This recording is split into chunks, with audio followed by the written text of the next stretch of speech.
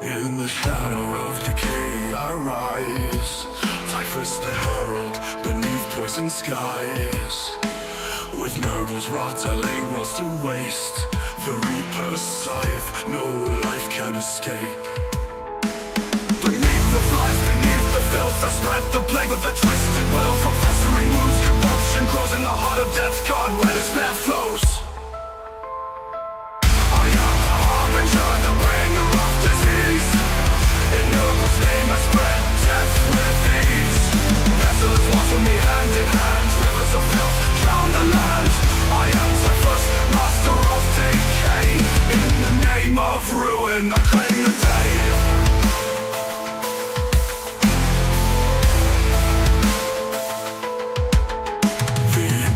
Light crumbles to dust. Wherever I tread, rot consumes the just. Space hulks reek of a foul rebirth, carriers of plague across the cursed earth.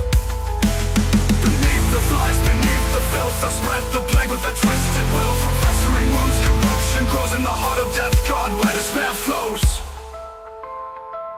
I am the harbinger, the bringer of disease. In Nurgle's name I spread death with ease. Vessels walk with me hand in hand, rivers of filth drown the land. I am Typhus, master of decay. In the name of ruin I claim the day.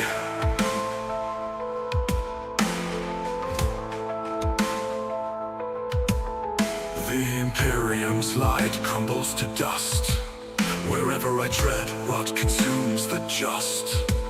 Space hulks reek of a foul rebirth, carriers of plague across the cursed earth. Beneath the flies, beneath the filth I spread the plague with a twisted will. From festering wounds, corruption grows in the heart of Death Guard where despair flows. I am the harbinger, the bringer of disease. In Nurgle's name I spread death with ease. Vessels walk with me hand in hand, rivers of filth drown the land. I am Typhus, master of decay. In the name of ruin I claim the day. Nightmares howl, the gassing pulse, Virulence tides, new life is born. Nurgle's passing, a twisted grace. My erase your rise in my cold embrace.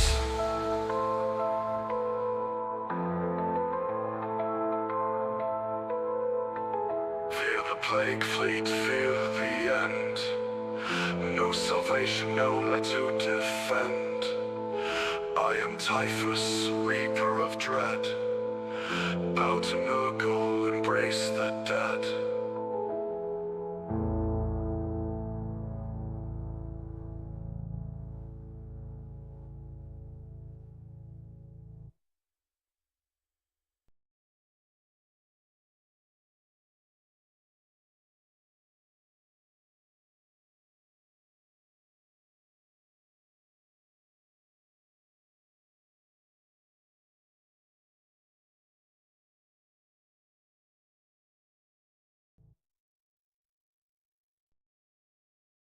Good morrow, my festering fellow followers of Father Nurgle. This is Reginald Rusty, broadcasting live from the sludge-soaked trenches of the fetid Poxfields, bringing you the most infectious frequencies this side of the Eye of Terror. Today, we interrupt our most regularly scheduled spasms of agony to bring you splendid news indeed. That's right, your very own Disgusting Resilient podcast, the only Voxcast legally endorsed by 7 out of 7 Demon Princes, has officially oozed its way to 10,000 subscribers. Congratulations! The crowd goes silent. Thank you very much, Mr. Dave. Hello, No, don't everybody. thank me, thank Reginald Rusty. Thank you to Reginald. Dave's out their ego. Thank you, everybody. Hello and welcome to another episode of the Disgusting Resilient Podcast Live, and quite a special one for multiple reasons. So that tally ho, boy. Tally ho. So we got a few things to cover today. Obviously, the main event is our first takes, basically, that we're allowed to fully talk about the new Death Guard Codex. Dave has been absolutely killing us to be able to talk about it. Will technically could talk about it, but he was a good boy and not on his best behaviour. Yeah, I thought for the sake of you guys. Yeah. It was weird when all the leaks came out, and like I knew everything about it from the Auspex active video, but couldn't talk to you guys on video at least. I know in the chat we had some back and forth, I know. yeah. Yeah, that's been really good. Yeah, so really good. should we start by you said there's some new plague marines. Should we start by there you go.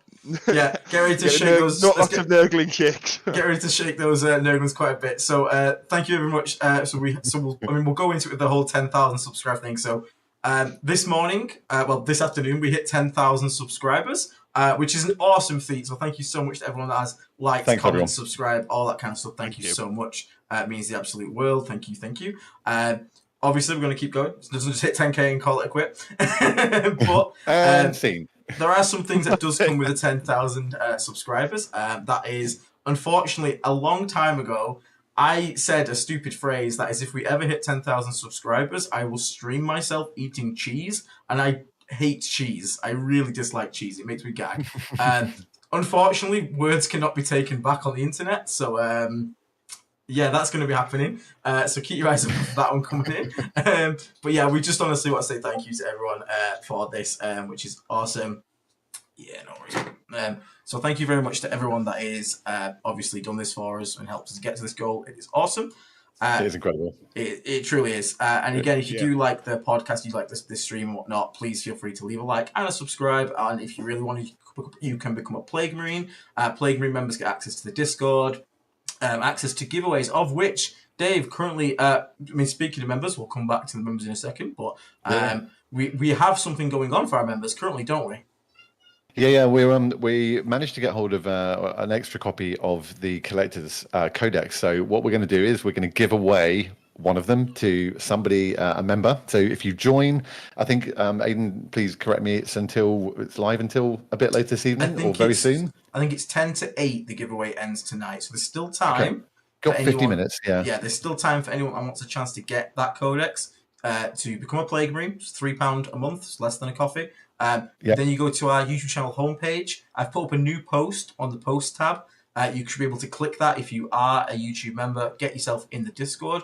Once you are in the Discord, go to your settings, connections, link your YouTube to your Discord, and then you will see a channel called Giveaways. Scroll up a little bit, you'll see the post. You need to click the little party popper that is on the post about the giveaway. So it's like a bot, it's like a giveaway bot. Click the big party popper button, not the little reactions at the bottom, the big party popper button, and you'll be entered into that giveaway. Yeah, and we got asked if we'll ask if the winner wants this, it's fine. We got asked if by a couple of members if we would sign it. Like if that's what the winner wants, then I'll post it up to these guys and then they can do that and then we'll send it out to the winner. If that's what you want. If you don't want it and you just want a nice clean book without any graffiti on it, I mean that's your choice and you can have that. Tell you what, Dave, let's throw in something this giveaway here as well because Aiden's palmed it off to me. I've got your painted plague surgeon, so I feel like we should throw that in the giveaway. And you also get a painted plague surgeon from Dave. You also get one of the worst painted models in all of 40k, but it is the only model I will have painted if you weren't around for that. So for our 7,777th sort of sub, I said I'd paint it. So I painted a plague surgeon. It's the only thing I've ever painted, and Will's got it. So yeah, we'll add that into the prize pool. Add that in, throw in the mix. It's very good. Good luck keeping up with this. I mean, everyone's gone absolutely crazy. Okay, so going straight back to the start, I think the earliest one I can see is Kazuno. So everyone I'm about to call, thank you so much for coming Plague Marines and for the gifteds as well. We're going to go from all. So Kazuno, thank you very much, mate. Really appreciate it. Mr. Devon Wilson as well. Steve Garrison coming with 5 gifted memberships. Will, where is that nerd? Get shaking that nerd. Do not stop, Will. Do not stop. Just sit and do this till we finish. We've got Eric R. Todd Brindle. Probably make the look there coming from Jesus light the window behind me. Mortarion's light, sorry for Gonna keep it on brand. B. Smith, Ian Hagland, Sergio Regojo or Argente, that's a hell of a name, hell yeah. Phantom 49, wow. Charles Chandler, Notorious Nurgle, who's got the nice throwing up emoji, thank you very much. Jamie Fowler. Notorious NUG. Yes, Notorious Nurgle. Nick Rogers, thank you so much. Then Blake Oliver Lever for still being 4 months. I hope you had a nice chippy tea yesterday, Mr. Oliver. The Maniac, this is a great name, just The Maniac. Thank you so much. Chris for being a member for 14 months. Praise Grandfather for such a blighted codex. It really is, and we're going to get straight into that, don't worry. But Barzaros, thank you so much for going to play green as well. Semi-Smooth Criminal, that's a great name as well. Thank you so much for the 5 gifted memberships as well. Really, really appreciate that. That is awesome. Thank you so much. Oh my God, even more. Iridel, thank you so much. Danish Raven, thank you so much. Mandy D coming in with the 20 gifted memberships. Mandy, you legend. Thank you very much. Yeah, you were due to join this community, so I'm so glad you're here now. Thank you so much. I'm going to sort that light out behind you one second. You don't want to light you from heaven. Thank you so much, man. That's insane as well. Thank you. Okay, and Dylan Miles, 499 for the Plague Emperor. Correct. Yes. The Plague Emperor, not the normal Emperor. Okay, so we are all caught up on that. We do actually also have a little special shout out. Let me just pull this up. Yes, we do. Second. Do you want to do it, Mr. Dave? Okay, mate. Thanks. I should do that one. I'm just going to quickly read this out properly. So we would like to make a very special shout out to Kaylee Tutton for graduating from Jackson High School in the top 15 of her graduating class. Massive congratulations. That is amazing. We know that you are a Death Guard player and that you talked to Shauna about the game. So we just wanted to say a huge congratulations to you. Stay part of the 14th. We're really glad to have you. And, just keep going and doing on better things. So, Kaylee, congratulations and well done. Keep rocking and keep rocking the 14th.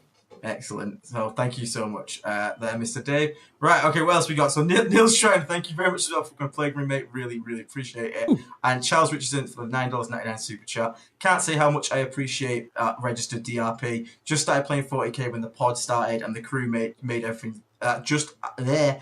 And the crew just made everything so well combined. Much love, Book, Disciple of Carl. Hey, it's the Disciple of Carl himself. That tail gets me in trouble a lot. And thank you as well to Brian Pereira. Pereira. I'm not good at pronunciation. Pereira. Thank you, Mr. Dave. The Southerner can pronounce it, not the Northerner. Right. Yeah, I hope you guys have got some drinks on hand because I think we're going to be talking quite a lot. Yeah, just a little bit. So that's 3 of the 5 things we've got to mention before we get into it. The next one is obviously for the upcoming content. We've already had a video go up today. So the goal is to try and get a video up every day for the next 2 weeks. So you're going to have Faction Fundamental series. The next one for that one is going to be the character deep dive. After that, we're going to have the unit deep dive. And then it'll go from there. And then obviously we've got the attachment reviews to come out. The first one that won the poll was the Champions of Contagion. So that'll be the first attachment coming out. Nice. Followed swiftly by Mortarion's Hammer. So you have those to look forward to. And obviously streams will continue as absolute normal. So plenty of content coming up. And again, for anyone that may be out there, maybe leaving a comment here and there saying, why haven't you posted already? I've been elsewhere and got the information. We had NDA. Sorry, we couldn't do much.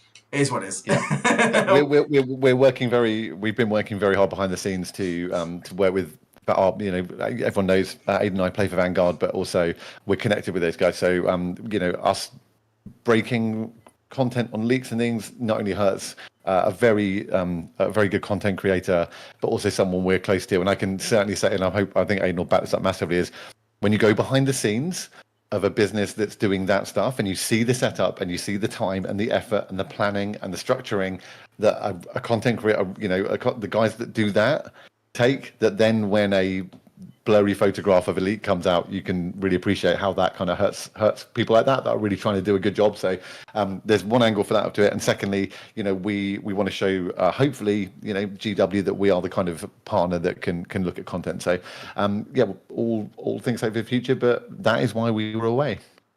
Nice. So before we jump in, we've just had a little flurry of super chats, so maybe we should just, because otherwise we're going to we'll get a bit buried, I think, guys. Yeah. So first one, Last Criminal. Thanks for the 20k subs. Great Unclean One cosplay. So I don't know if that's aimed at one of us particularly or all of us. So when we get 20k, we're going to get a Great Unclean One outfit. Get on. If we get 20k, I will do. Yeah, if we get 20k, I will do a Reginald Rusty cosplay. Also, Gary Humberston, big up the Stinky Boys at DRP. Thanks very much, Gary. There we go. Yeah, Gary, by the way, is a Death Guard player at my club. Nice. Awesome. Big up Gaz. And Necros, DB, first off, congrats to you, Aiden, Will and Dave, for hitting 10k. For this community you have formed around you. Of course, I'm going to ask, what time is it? So in the UK, it is 7:15 p.m. But so, in terms of the stream, it's Nurgling time. Oh, okay, so last thing we've got to mention, obviously, is so again, sort of to do with the NDA why we couldn't speak before. We have been working with VT. We have done some masterclass series for them. So if you are interested in getting any of their masterclass series for Death Guard, I believe the offer for 2 for 1 is still on. So if you get the Death Guard masterclass and the World Eats one at the same time, if you're interested in that, check out our affiliate link in our description below. We get a bit of kickback from the channel, and we did make the Death Guard one for them. So you will see a lot of me and a lot of Dave and a lot of terrible jokes while it's going on. So you can look forward to that. But with that Aiden and Joel said, mostly talked about cake. We did speak a lot about cake, to be fair. It's like 90% cake, 10% tactics. But with that said, let's get into this codex review. So we all have our little codexes, so we're going to be speaking about it as we go through. We're probably going to go through it in the order it's in the book. So it'll be army rule first, then detachments, then into units. And yeah, obviously chat, engage in. We're going to give our thoughts and stuff. We're going to not try and take 5 years, because obviously we probably could spend about 5 years talking about all this stuff. Yeah, definitely. Like I said, there will be deep dive videos, which are like going to be 30 minutes dedicated to each detachment on their own. We can't obviously spend 30 minutes on each one tonight, because that alone will be 3.5 hours. So just be aware of that. Thank you, Semi Smooth Crill, for the $5 super chat. 10k, we are the Unbroken. We are indeed the Unbroken Blades. We are Unbroken. Quack for the £2. Poo for the Poo God. Stink for the Stank Throne. Hell yeah. Before we get into this, I've had an idea. Should we just change the shuffling around a little bit? Should we do the units first and foremost, what's changed? When we do the detachments, people have got a better idea of the units first, if that makes sense. Obviously, with this being like a faction channel, then we can, because obviously some glow-ups that make sense in particular attachments, and we can kind of reference that over. Might be a bit more of a structured sort of... Yeah, it's not much point to say this attachment's dead good, it's Death Shroud awesome. People are just like, what the fuck did Death Shroud do? yeah, because obviously some units have leveled up. I can't think of any that's leveled down. There's been a few side grades, but yeah, definitely I think sort of the context of like what's changed within the units, what's sort of gone left and right is kind of important. And then when we talk about any changes, obviously we've only really got the book points, and maybe there's a few bits have been out online. We can kind of maybe like drop that in as well, because obviously some things have gone up in their power, but they've got a points rise as well. Mortarion, for example, I'm sure it's no shock at this point. People know he's got better, but he's also got more points. Let's jump in, I guess, then, guys. So, do we start with the big man himself? Sure. I mean, he's the first one. Yeah. He's the first one on the first page. So, yeah. Let's do the characters first, and we can kind of work down. And should we just highlight the things that have changed? If something's kind of untouched, we'll just say such and such untouched. Yeah. Mortarion. So his stat line is the exact same. He's the T12 2 up 4 up that we all know. 16 wounds, 6 OC, moves 10. He's kept his deep strike, which is nice. He explodes for D6, 5 up for normal pain. So all that is exactly the same. In terms of ranged weapons, he basically got an extra strength on his lantern, going up to strength 10, which is actually not bad. That's a good point to be. But it's still the casino cannon that it always was. It has also gained a bit of range. Both his lantern and his psychic ability now 24-inch range, which that's pretty good additions, though. Yeah, there's been plenty of times I've actually been outside of 18. I'm not gonna complain about it. And he's still got his psychic thing. And just very quickly for anyone that is listening, yes, you can shoot them together. Even though it's a pistol, he's a monster, and monsters ignore the rule where you can only shoot pistols or non-pistols. Yeah, he can fully John Wick it, like it's fine. Yeah, he's more than fine to shoot both of them. So let's go for the melee profile, because this has actually changed quite a bit. So strike-wise, we're still only at 5 attacks. Gone from flat 4 damage to D6 plus 1, which is a bit of a weird side grade. You could roll a 2, but you could roll a 7. He has picked up devastating wounds, though. But I'm going to be honest with you, nobody cares, because you're going to be sweeping 90% of the time. Because the sweep is now 15 attacks, lethal sustained, strength 8, AP 2 against /3 if you take -1 save contagion, and damage 2. Marine killer. Yeah. I mean, even into some tougher targets, just weight of dice, you'll pull things down. Absolutely. Yeah, I mean, sustained on 15 attacks is pretty good. He was always Legion 5. He was always Legion 5 because the average Marine 6, and he was always one higher. Yeah. I'm annoyed that the Smash didn't get better, to be honest. I think that it wouldn't be much to ask for. Like, if that would be fine, D6 +1, but I think 2 more attacks. I think 2 more attacks, then he's kind of like, we're really talking into kind of like Death Guard staple, whereas I know we've still got more to talk about and we haven't got the real sort of spice of him, but I still think he's a bit, he's nothing wrong with him, but he's far more to include, especially now other things have gone up. And I think if the Smash was better, we might have been pushing more. That's my initial hot take on his stat change. I don't know if you guys feel the same or. Go on, Aiden, you go first. So for me, I honestly, I understand the frustration on the Smash. Like 6 attacks would have been nice. I'd have been happy with 6. Just +1. 5 still feels a bit too little of a prime mark. But the sweep profile kind of just makes me okay with it because I'm not going to get bogged down by like 5 intercessors anymore because I dropped one of my Smash attacks, which was kind of like always the problem I had with him. So being able to like just pick up like 10 Marines just like instantly is fine because we have plenty of other things now that actually like help us kill the hard stuff.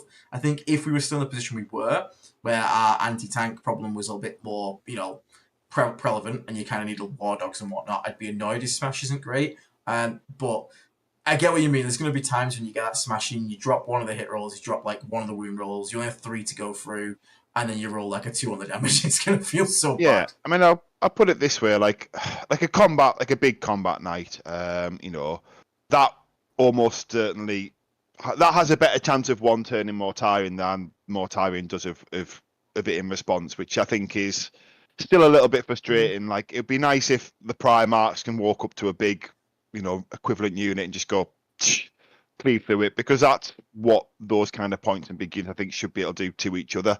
Is my but I understand, he's still got his durability and stuff. So, but it's these are sort of like, they're becoming sort of like third world issues at this point. I mean, we've got such a big glow up. Yeah. It's nothing that like, it's not making or breaking the codex is what I'm getting at, I guess. Yeah, I think I'm just more happy like I can't get bogged down by someone putting him in combat with like I said 5 Marines or something.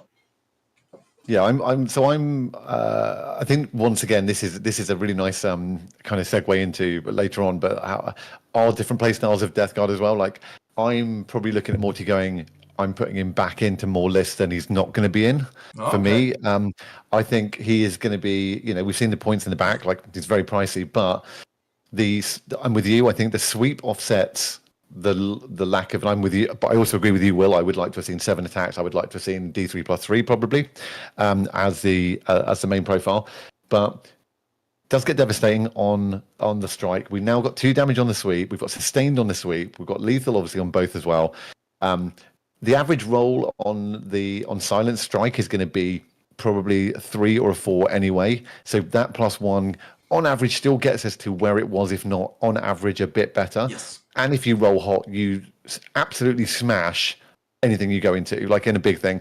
And if you are rolling the strike, you're probably doing it into a Land Raider, into a Knight or something, just because then it's not got an invulnerable save, and you're just going, it doesn't matter if you hit me back afterwards. So that's fine. And if I'm into anything else, I'm probably running the sweep attack. His other ability. It's his other abilities that more make up for that for me.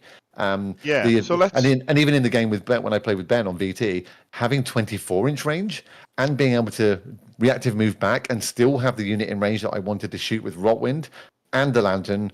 I don't know. I actually think it's strong. We've still got the T12 2 up, 4 up, 5 up Primarch. Yeah. So obviously we're talking about his stat line, they're forcing a change, but there's also been one other massive change. So he's lost his ignores mods aura and the reroll ones to wound aura, and he's got some other ones. So I'll let you guys sort of deep dive. I know you've kind of had a bit more experience with this than me. Yeah, so just very quickly again, Dabtech, Flatulating Fun Nugget, Mark Minchell, Jackson, thank you Love very you much guys' for names. thank you very much for the memberships, and thank you Jackson for 14 months of membership. Congrats on the 10k subs, lads. Thank you. So Thanks, I think Brian, now you're a member. You're after the Discord link very quickly. Open up a new tab, go to our YouTube channel homepage, go to the post tab. I've put a fresh post up there. You should be able to see the link and click it, mate. So Yeah, so we've lost ignore modifiers, which honestly is quite a bit of a nerf, but it is probably better for the health of the game in all realness. Overall, yes, it is. It's not fun. I mean, it was funny for us, but it was not fun for people who pay points for rules that just don't get to be used because this model says no. Especially when it's not just this model says no, it's this model and everyone stood near this model says no. I feel bad. It is very feels bad, and like I ran into Deathwing Knights before and just like killed them instantly. And I'm just like, yeah, sorry, you don't get a rule. And those units are expensive for a reason because they're paying for that rule. So honestly, I am when I saw him not have that, was not surprised at all. Like that saw that coming a mile off, so that's fine by me. So when it comes to losing that, we've gained. So the aura that's always on, we now just is it the end of the movement phase, I believe.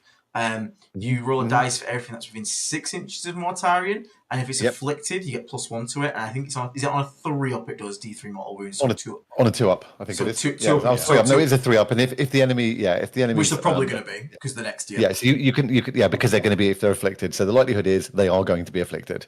Yeah, so you get 3 mortals, and I like the fact it's at the end of your movement phase and not in the command phase, so you have that chance to go and put a unit inside it. And there's going to be really fun games when you come into like lots of MSU armies, like a certain person playing against Eldar, and you're just going to get to roll like on 3 different units and just watch them pop, and that would be pretty funny. So I'd be happy with that. So it's a cute little rule, like, but obviously we know the real meat and potatoes is the other rule. Anything to say on the mortal wound aura, guys? No, it's kind of self-explanatory, really. Yeah, I just think it's super strong. Like the fact that you can just move him, and straight away in that stage you're damaging your opponent in the movement phase. It's fantastic. Yeah. So the real magic for Mortarion though is the fact that you basically, as I've said before, you get 3 Yu-Gi-Oh trap cards to play every turn. So you don't. Trap cards is the right term. I think that's definitely the way we described it. I think by joke the first time, and I think it's really true. Yeah, because you don't have to.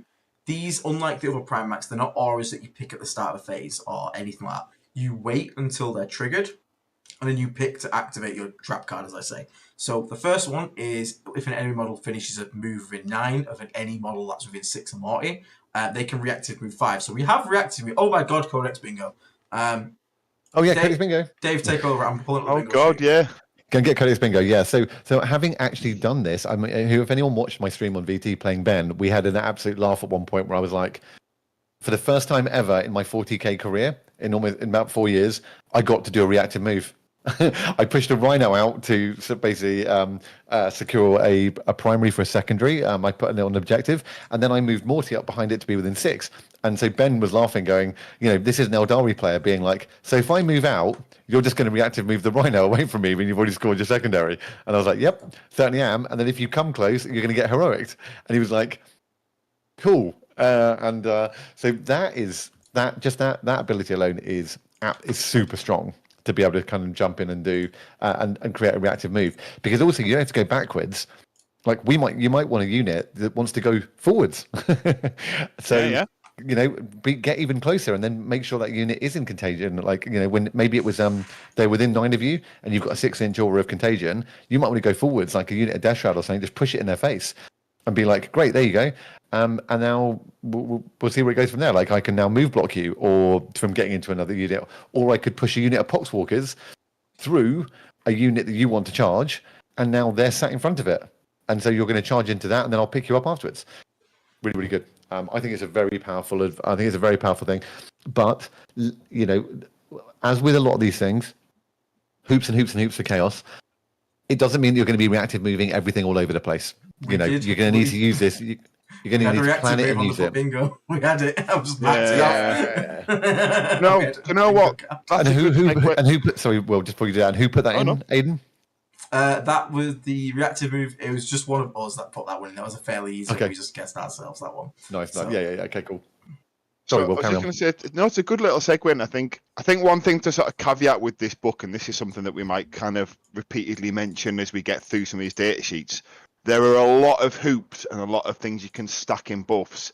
I think one of the traps when we start list building with the new book is going to be stacking too many buffs and having like 7 different things to jump through, that by the time you've got to the end, you've got like one more unit to activate, and you've spent like 1,000 points to like make a squad of Plague Means Bolters, delete something that they shouldn't, but like he's invested put like a what's the word? Like a sort of spend versus reward kind of like evaluation. I think that's going to be one of the things that's going to pop up quite a lot with this book. Like, and that's one of the things with Morty being one of the first examples. Like, it's a really good buff, but if you just use it for like a reactive move, is 400 points valuable at that? You know, what are you reactive moving? And it's just one of these things that I think we're going to start coming up once we start adding in some of the shooting buffs, for example. But what are the other things that Mortarion does? Because that's only one, isn't it? Yeah, well, let me just answer Daniel, because Daniel in the... sorry. No, that's okay. Daniel Ramirez asked, can Morty reactive move himself? And the answer was yes.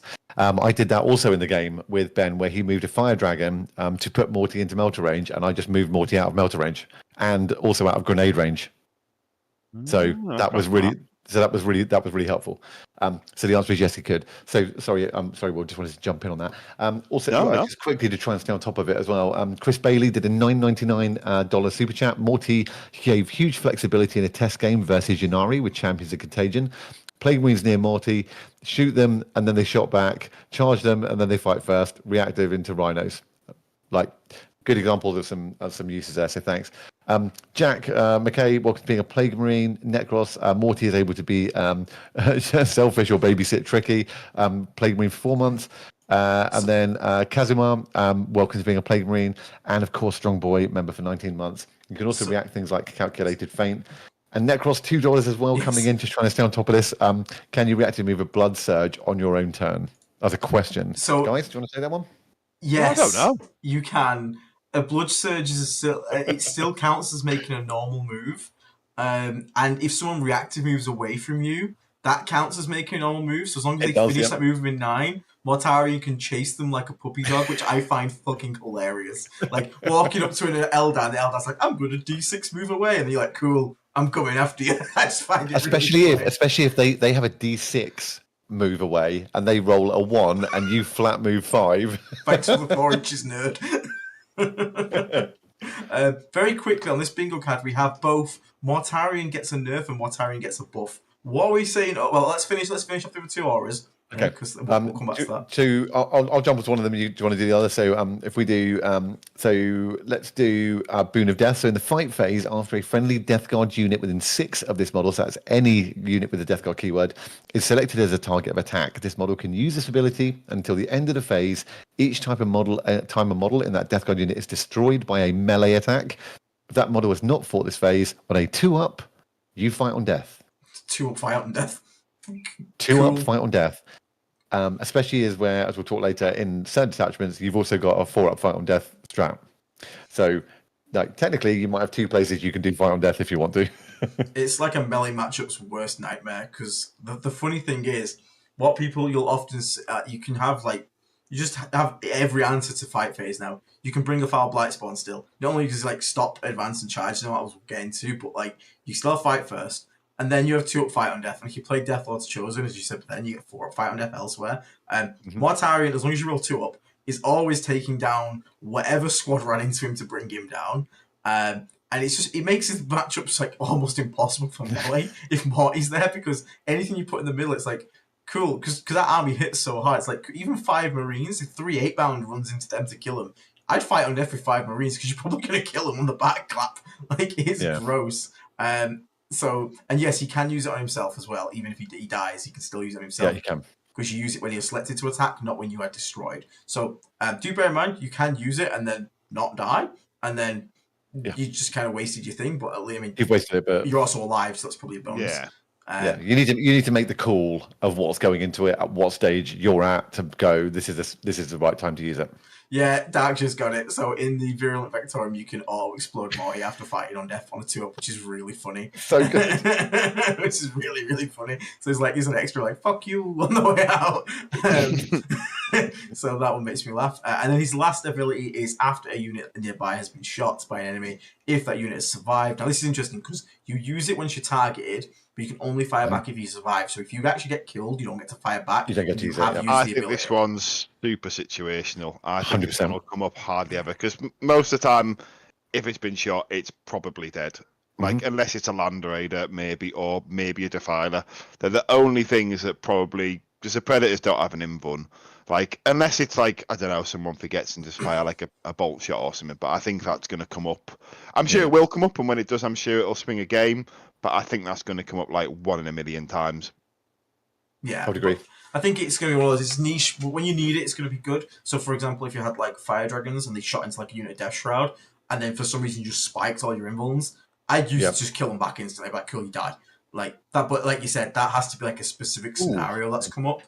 Keep talking. I just had a thought on what that might do for us on something. Hold on. Yeah. Okay. So okay.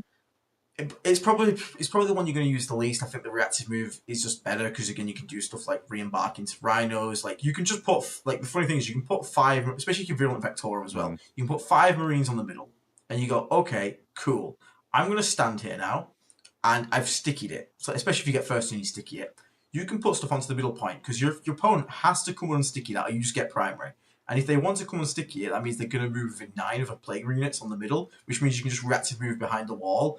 Or if they think, oh, they're going to reactive move, so I won't even bother exposing stuff to shoot them, and they just see you in the point, and then you reactive move more Marines onto the point. You're like, cool, like get fucked.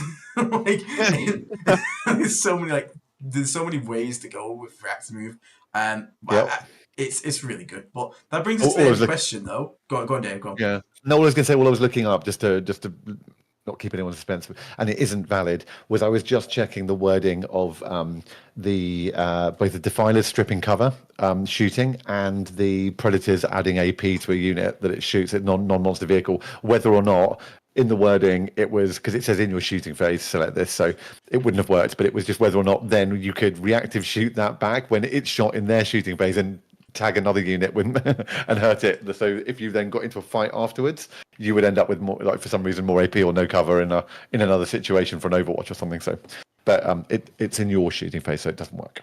Yeah, it is. But I mean, all those things considered, is this a Morty buff? Is this a Morty nerf? Do we like new Morty? I think the smash might actually be a nerf, to be honest. It's a side grade at best. But I mean, I'm talking about the damage, like, because like D6 + 1 versus 4. Yeah, I think it's easier than that. I think losing ignore mods is a nerf. Yeah, But he is also buffed, I think, fairly in range. He's definitely had a buff. Yeah. Sustained Marine killing, 2 flat damage. His new abilities. So I think he has both a. I think we get both on the bingo card. Yeah. I think overall, I think he's had a buff.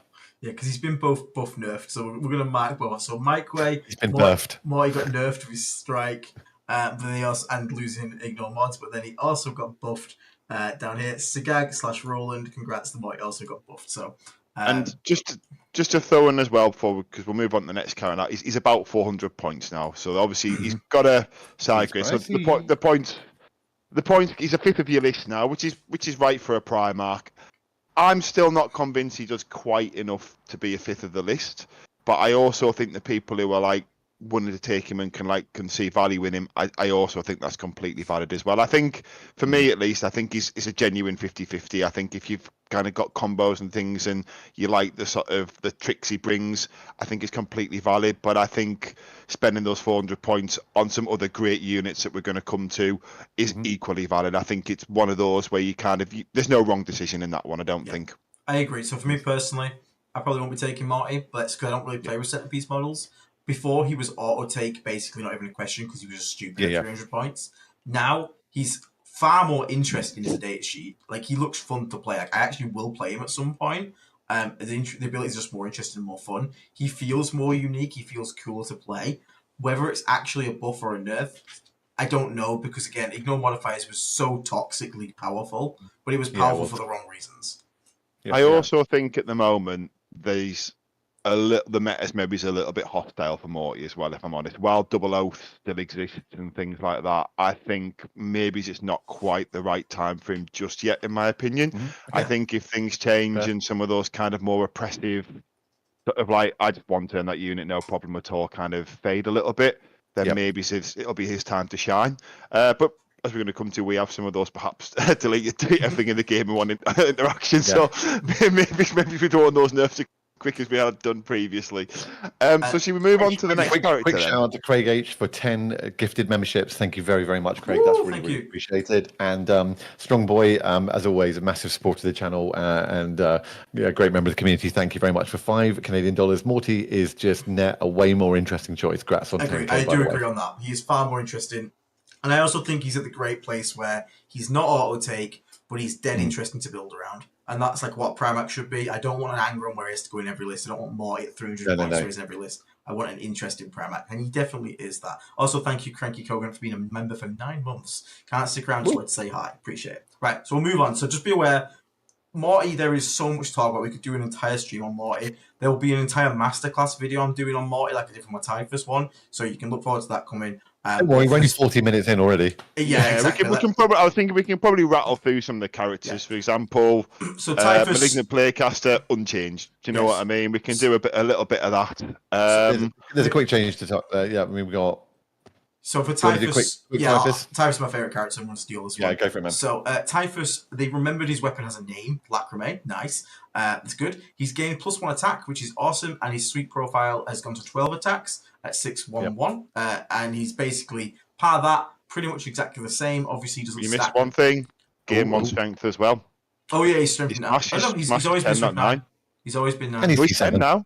He's 10. He's 9. He's 10. He's 9. He's 9. 10. He's 9. Are you sure? Yeah, I'm looking at him right now. He's 9. Oh, okay, my bad. You can double check, can't you? So. Yeah, I've got some PDFs. Yeah, and I'll have you know, Playcaster did bloody change. But don't worry, we'll get there. But also importantly, the T stat is 7 now. Yes, toughness 7 Terminators, which is we'll talk about when we get to the Terminators. Yes, he is strength 9. My bad. It's all right.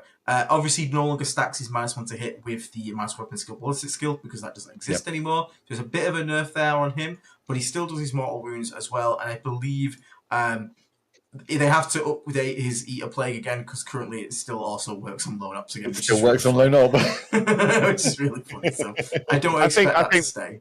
Yeah, I mean that's one of these ones that turns to loan up. Is that not in an FAQ though? It's in the balance slate, but none of that applies after the book's out, so they'll have to reprint it back in there. Right. Yeah. I mean, I think as a TO, I'd probably just say use common sense. But rules as written, of course, is a different situation. Yeah, I 100% imagine the intent is to have it the way it was. I would imagine so. But it makes me laugh the fact that it's just there. But yeah, part of that, there's not much else with Typhus really. So he still does mortal wounds, still really good.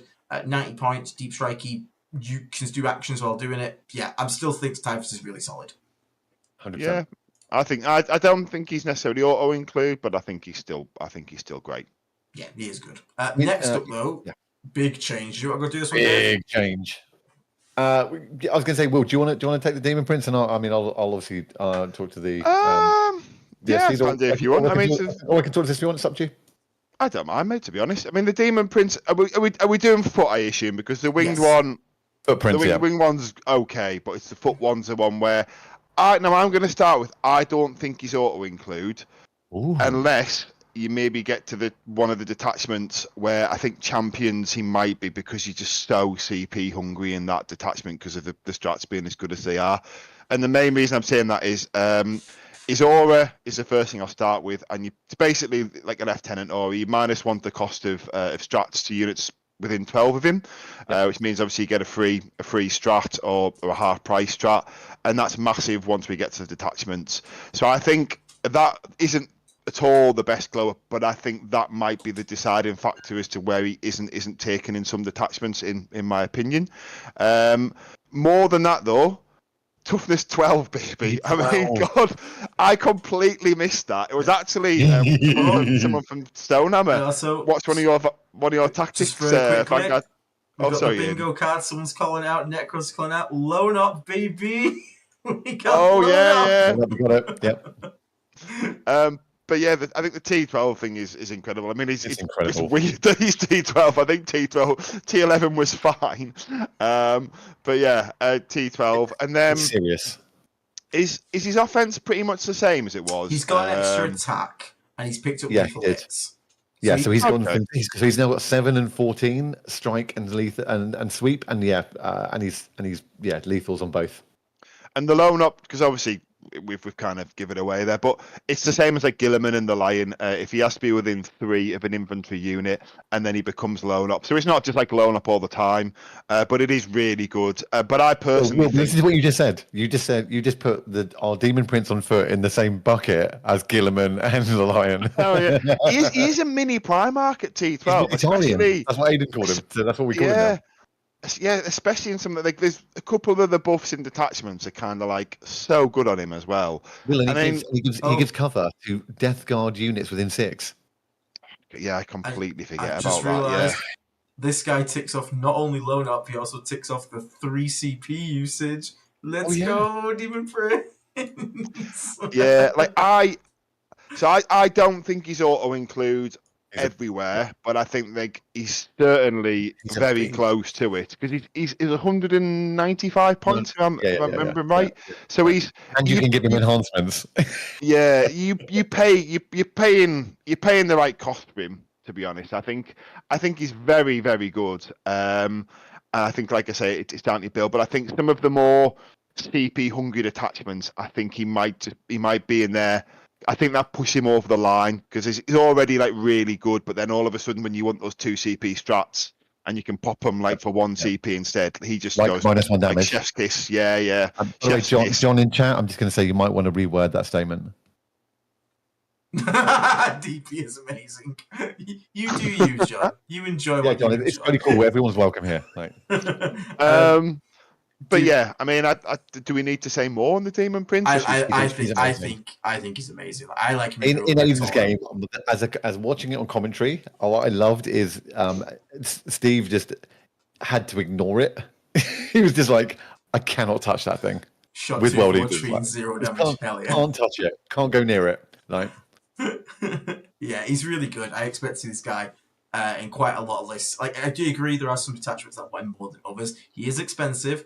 But I think Virulent Vectorum as well with the Feel No Pain enhancement, he's just like taken there as well. Yeah, I think the Feel No Pain is what you put on. Because I know in that detachment, we'll get to it, there's an offensive one that would be equally good. But I think, equally good is equally viable, but the Feel No Pain just push him over the edge. Yeah. And also that strat in the same one, which we'll come to, where you can regain wounds. I mean, but we're blowing the lead here, though people already know a lot of it. So let's move to his flying friend. They do. I think they do well. You're right, but I think people have been patient, and we really appreciate that. But I think they are here for our take. So I will say, we have on the bingo card, we have Demon Prince is overcosted. Now, while I wouldn't say that for the foot Demon Prince, it's a great segue into our next date sheet because it's the exact same points as the foot one. Dave, do you want to tell us why it's nowhere near as good as the foot one? Wasted rubbish. He's T11. Yes, he's got further move, and yes, he has 7 and 14 attacks. But just like he doesn't have the same ability to either empower the local units or to kind of disable his others. I mean, the fact that you're not getting the CP discount, you're not getting lone op, and and you're not getting cover. I don't personally care if like this model kind of ends a charge move and causes a battle shock test. And units within it, if you want to cause someone to fall back, and they've got to take a desperate escape. I mean, I scanned the two and was like, there is no reason anywhere I'm taking that model. They're the same points cost as well, aren't they? Same points. I think if the Flying Prince came down, if the Flying Prince was at 150, maybe you'd be like, okay, he's just efficient. Yeah. If Fly was the old Fly, then potentially he's got reason to exist, but. Yeah, old Fly for the people who have just joined the system. You just ignore terrain with Fly, just straight over the top of it as if it wasn't there. Like with an infantry model, just couldn't land the base on. So that would of course make him completely different. Yeah. If he still had lone op, like the Demon Prince as well, I'd like him more. But the fact he doesn't even get lone op, he's easier to kill. His rules can't even compare him. If his rule was also you cannot fall back, then that wouldn't be too bad because then you could actually use him to like pin and like save some of your infantry. It's still not great because he's a monster. It's the same problem Angron has. Angron stops people falling back now, but like he's a monster, so you can just shoot him anyway. But that would at least give him some niche use. But like you're gonna put him in combat, you're gonna hit someone whether they fail it or not, because you're a monster, they're just not going to fall back because they know they can just shoot you. They're not, yeah. Shoot. So a couple of things in chat. So someone's mentioned, of course, that his Infernal Cannon is strength 7, but once again, who cares? And I was going to ask a question about that as well. Is how do you guys feel about not having a anti-infantry 2-up sprayer on your Daemon Prince anymore? Breaks me heart. Same here. I'd rather have that than a heavy bolter. I'd rather have that, but I don't care. Versus the other books is the reality. It's what I mean. Like it's like I was trying to sort of say maybe it's the hot takes linking units to detachments when we do the detachments, but I mean, as Dave said, maybe it is best righteous to do a thing. One thing I am sad about the Daemon Prince, though, I am sad he doesn't have the keyword that links him to the Chaos Demons bit. Like, it'd be nice if he had the Legion Demonica keyword as well, because he is a demon, and then he had more synergy with that detachment. But again, this is like third world problems, you know what I mean? Will, speaking about keywords, that's a really interesting one, because the keywords for those guys now, like Demon Prince, and like specifically the Nurgle Demon Prince has a keyword Demon Prince with wings. Like, not just fly and demon, but Demon Prince with wings. Like, is that going to play out somewhere? Not that there's something that I've missed in this book. No, not in this book it doesn't, but does that mean that something coming in a holy book somewhere? Yeah, he's very specific. I don't mind him if you put like Furnace of Plagues on him, because then he gets a strength 9, has death wounds. The problem is though, he's like, because he's the same cost as the foot one, like if he was like 50 points cheaper than the foot one, then we can like have a discussion. But as it is right now, he's like probably one of our very few pretty bad units. I think he's pretty rubbish. So we'll move on from him. I don't think it's worth lingering. Hey, what? Let's do another rubbish but slightly glow up unit. Let's go to Plague Surgeon, because again we can kind of skip over it quite quick, I think, can't we? Before you jump in that quick 2 shouts, Matt McDonald, welcome to being a Plague Marine. Thank you very much. Hit the community tab, get onto the Discord, link your YouTube account to it, and enjoy all the good stuff there. Taj, thank you very much for sharing another Discussing Resilient gifted membership, and Necros for a $2 chat, super chat. Shout out to all the folks gifting subs. You guys rock. I mean, couldn't have said it better. Thank you very much. So apparently, we just had the giveaway has come to a conclusion, and Mr. Notorious Nurgle has managed to win himself the special edition. Notorious NUG. Yeah, Notorious. Yeah, the Notorious Nug himself, the Notorious Nurgle. So congratulations, mate. Well done. Well done. And the painted Plague Surgeon. Don't forget that. That's the highlight. You guess you'll probably bin the Codex, and if that Plague Surgeon will frame it. Codexes, who cares? 306 people watching now, so thank you very much, everyone, for tuning in. Yeah, so congratulations, messages, and we'll get that sorted and sent out to you. Well done, mate. Joined a bit as usual, best parts. Oh, don't worry, we're still going, mate. Tell you what's not the best part. It is unfortunately the Plague Surgeon, because the rule for this guy, I'm gonna. You know what? Wait. Where's the? There's one detachment where he might make sense, but even then, it's a naff buff. Let me look. There is something on here. There is something on this. There's something on this bingo card. It is the one that is. It's something like. It's like something that pisses Aiden off, and I think this one's gonna tick it off. If anyone can see it for me, on the thingy, I can't see it. I know it's here somewhere. There you go, right at the top. Lazy DM, something that pisses Aiden off. We talk about the Plague Surgery. Okay. So we were all like, the Plague Surgeon just needs to do it like a little something. It's like, give this guy a feel no pain, something like that. Something extra defensive. So he's kept his nice little damage 2 sword. Okay, that's not bad. So that's all right. Okay. He's got a bolt pistol, short thing, whatever. He still resurrects 1 destroyed model. Okay, fair enough. And then they decided to give him a new rule, so he can no longer heal people. The Surgeon can no longer heal. Okay, so let's see what he swapped it out for. What do surgeons do, by the way, in general? Do they heal people? They tend to heal people. Like, yeah. Unless you get a bad one. But so now, at the start of the fight phase, select an enemy unit with engagement range this model. Until the end of the phase, each time this model, so not even his unit, just him, makes an attack, he crits on 5s. So he's a 1 model Biologus Putrifier, but if they're below half strength, he crits on 4s. With his 4 attacks at strength 5, AP 2 and 2 damage. what the fuck is this? Who the fuck wrote, like, what is he meant to do? Like, I don't get it. Am I supposed to put, like, deadly pathogen on this guy and try and have him go off and smash something in the face? Because that doesn't even work, because they're lethal hits, because they crit on hits, not on wounds, so they're not death wounds. What the fuck is he supposed to do? He does nothing. Useless. I don't understand. We wanted a plague surgeon who supports his marines, not a fucking shit discount chaos lord.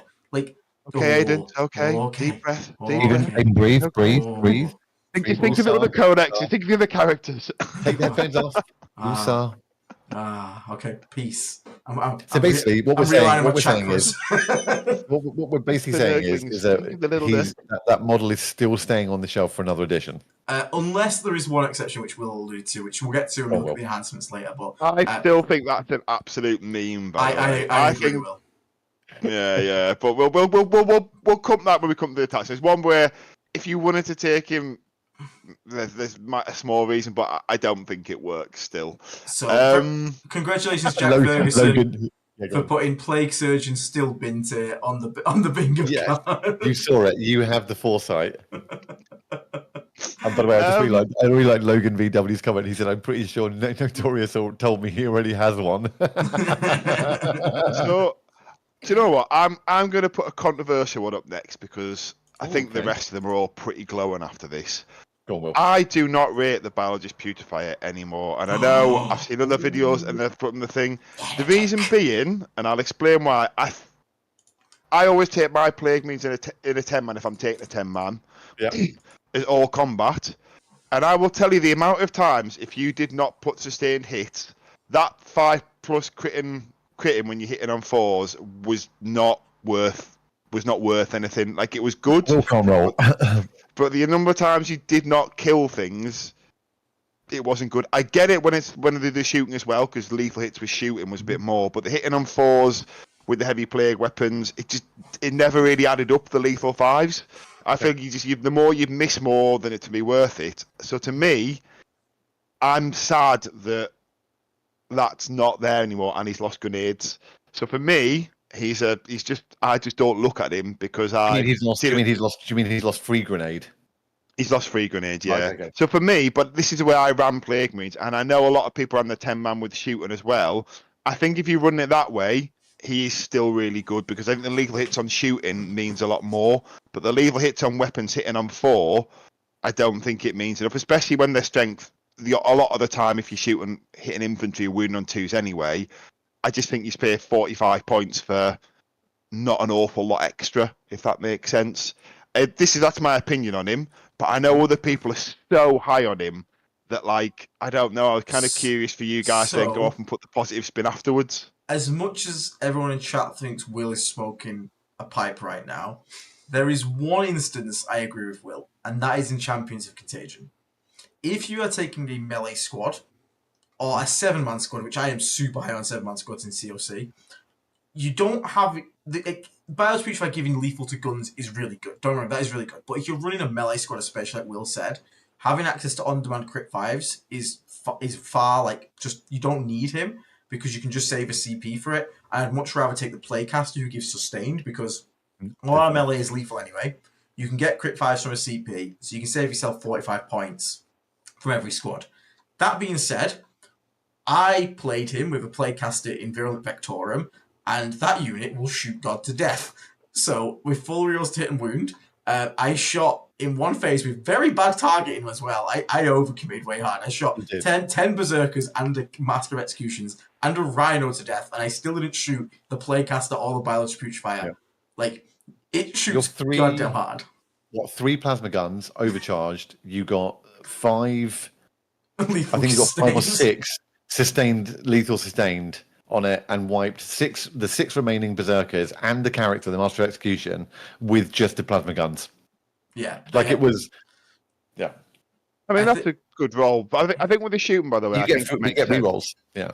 With the rerolls and the shooting, it makes sense. But in the traditional fight-first combat brick, I don't think he's there. I think there's another character which you're replacing within your fight first combat brick, which we'll come to when we get to him. I think you can, if you're doing the like standing behind the wall holding my expansion, I don't think he's attached as part of that package anymore for me, which is where I'd used him.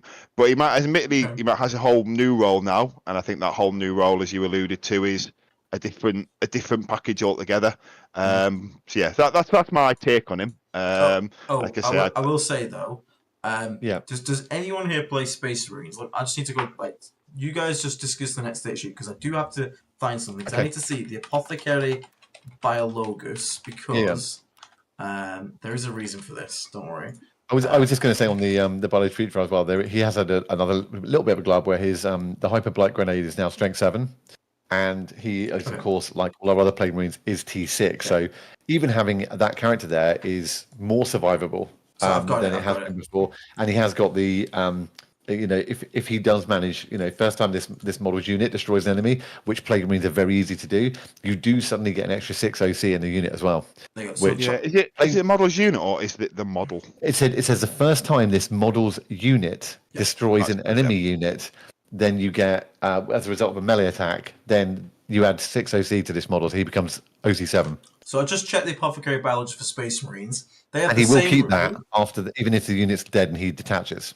Yeah, I mean, like I say, he's not bad. He's what, 45 points?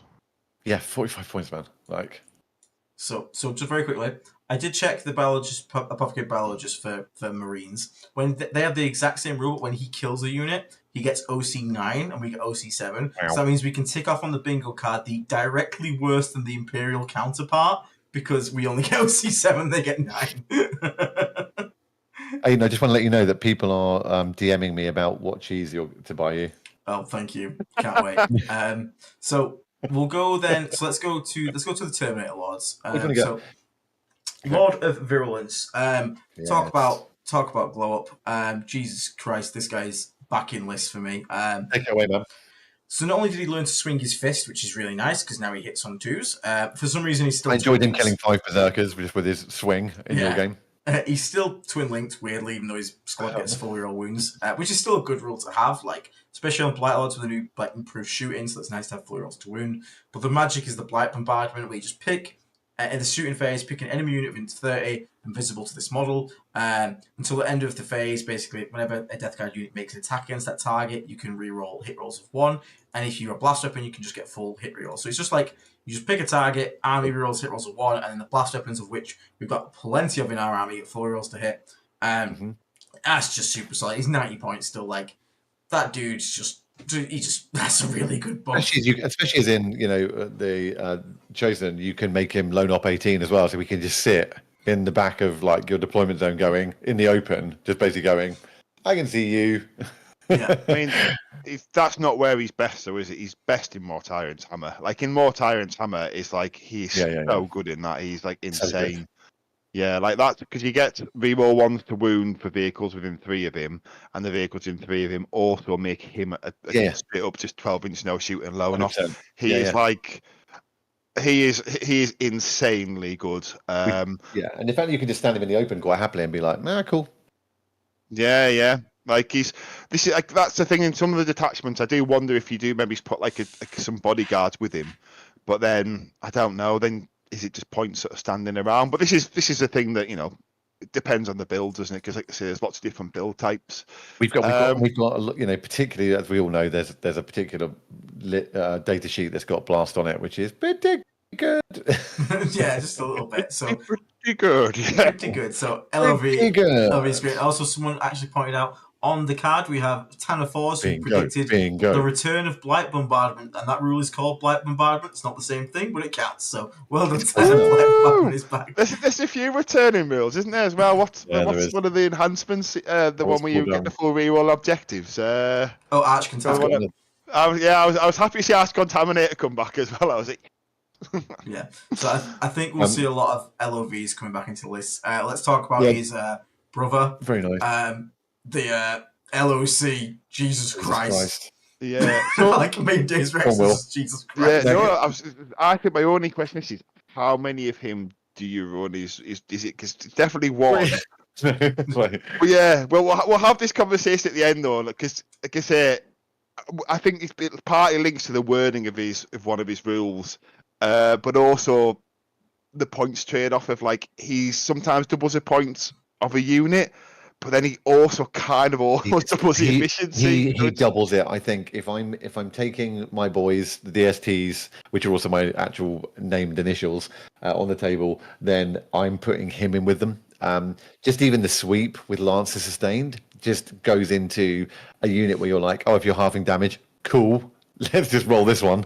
Because you're minus toughness, I'm Lance, I'm sustained, and there's ways to get rerolls.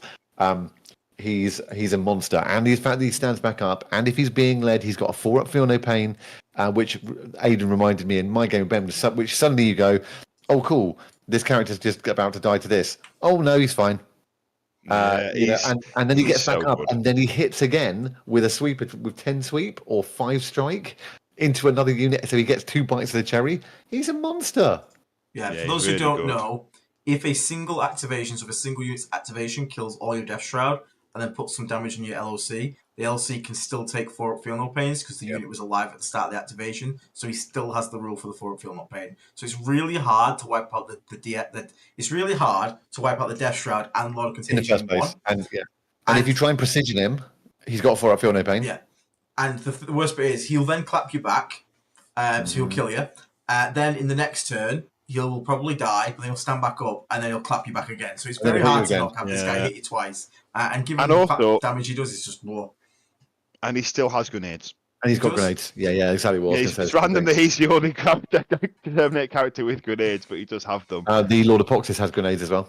But he's not Terminator though. No, sorry, Terminator character. Yes. Yeah. And, but like sustained hits 1 on Lance as well. Like mathematically, I did the maths on it. You should pretty much sweep into Marines every time because you make them toughness 3, and then you get Lance. Your sweeps wound them on 2s, but you get twice as many attacks, which means twice as many times just to proc sustained hits.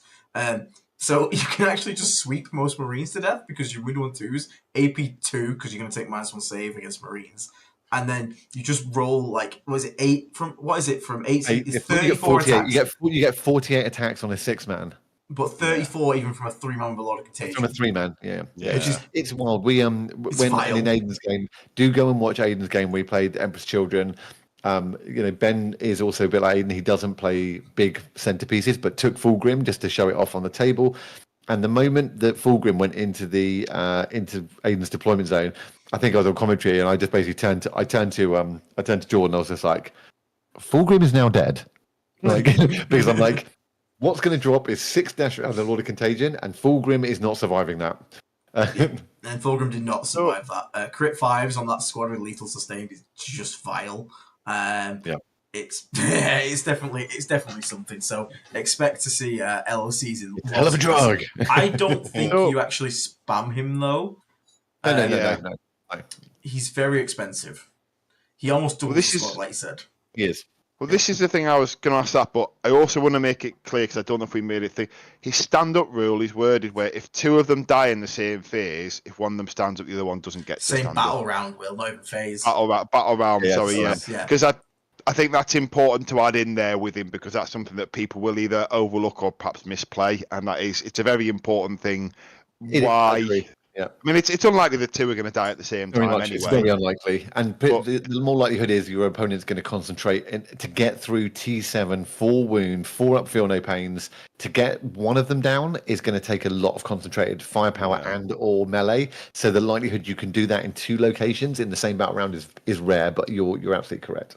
So before we move on to, because we have to do Death Shroud next after we've talked about this, but before we move on to Death Shroud, let's just have a couple of minutes on this, because I think this is a big thing, and I think this is going to be a big thing for all Death Guard players writing lists. Mm-hmm. How many Death Shrouds attached to how many Lords of Contagion? Like, I think 3 in the Lord of Contagion, maybe times 2, or 6 in the Lord of Contagion times 1, or is it more? Is it less? Or do what's each of your opinions on this? Because I think this is going to be a big list building decision that people make, because it is a big points investment, but it's also a very good points investment. It's kind of like you could just go whole hog and go 3 into 6, 3 characters, and then just nothing but chaff in the rest of the list.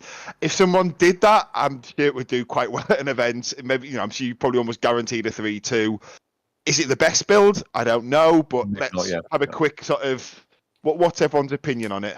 So, I mean, I know Dave's going to be like 18. No, I will. I just want to just quick. Dogs 290. Welcome to being a Prague Marine. Aiden, please carry on.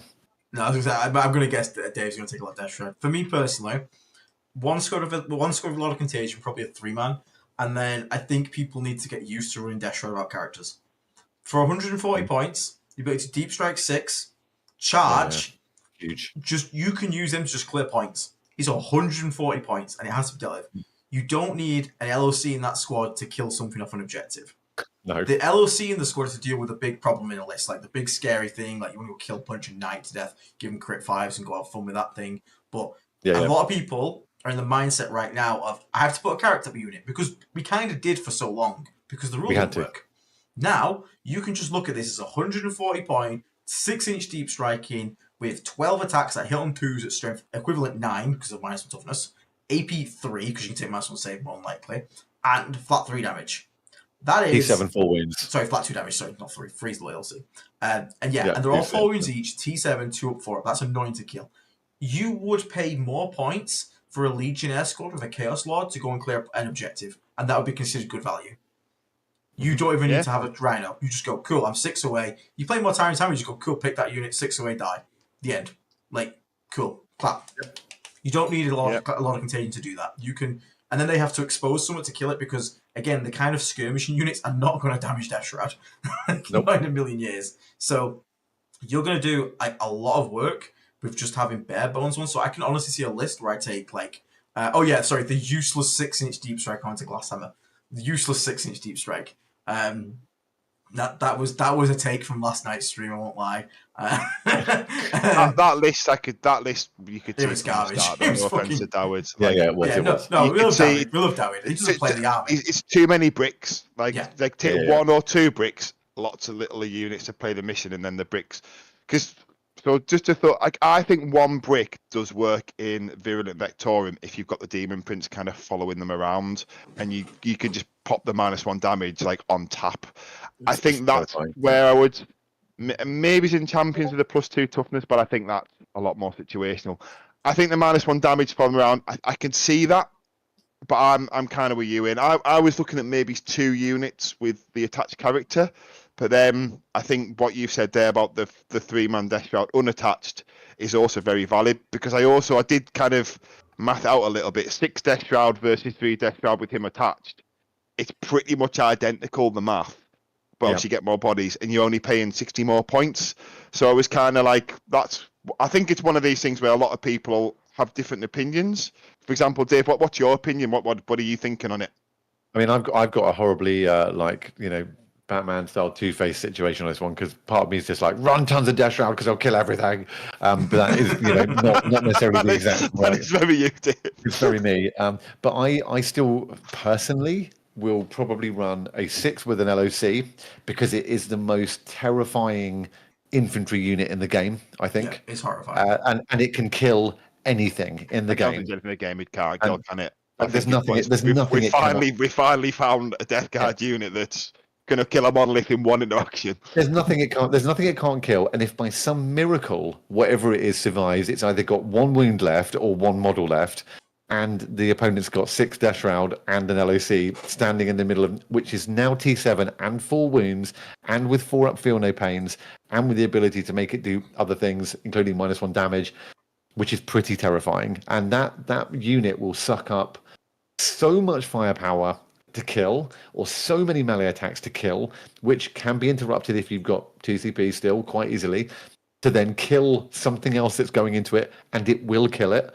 Even if it's lost 3 models, if you've got 3 of them left in an OC, it's still doing horrendous damage. Yeah. So I'm still definitely going to call, as a personal, I'm not saying it's the meta thing to do, but I'm still definitely having a 6 with an LOC, and then maybe a 3, and I completely agree with you guys, that 3 could run solo.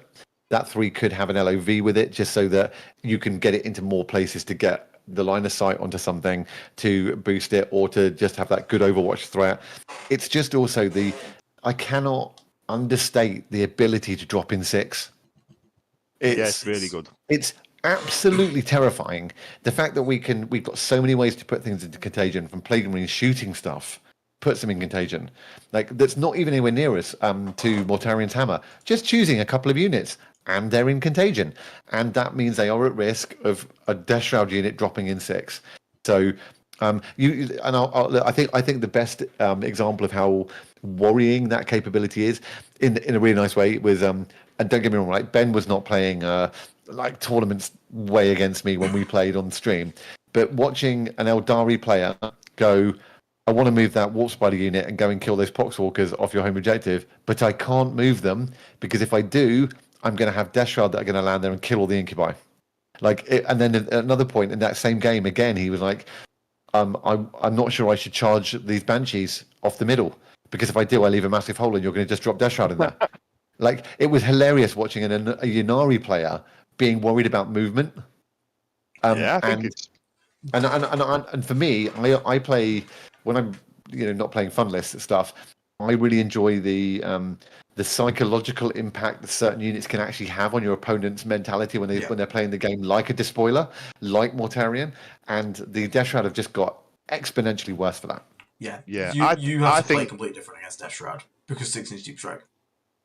Yeah, I think, I do genuinely think the 6-man brick with the character could it might end up being an auto include in nearly every Death Guard list as the centerpiece unit, where Mortarion would have perhaps been, because you can still make a functioning list, and it is like such a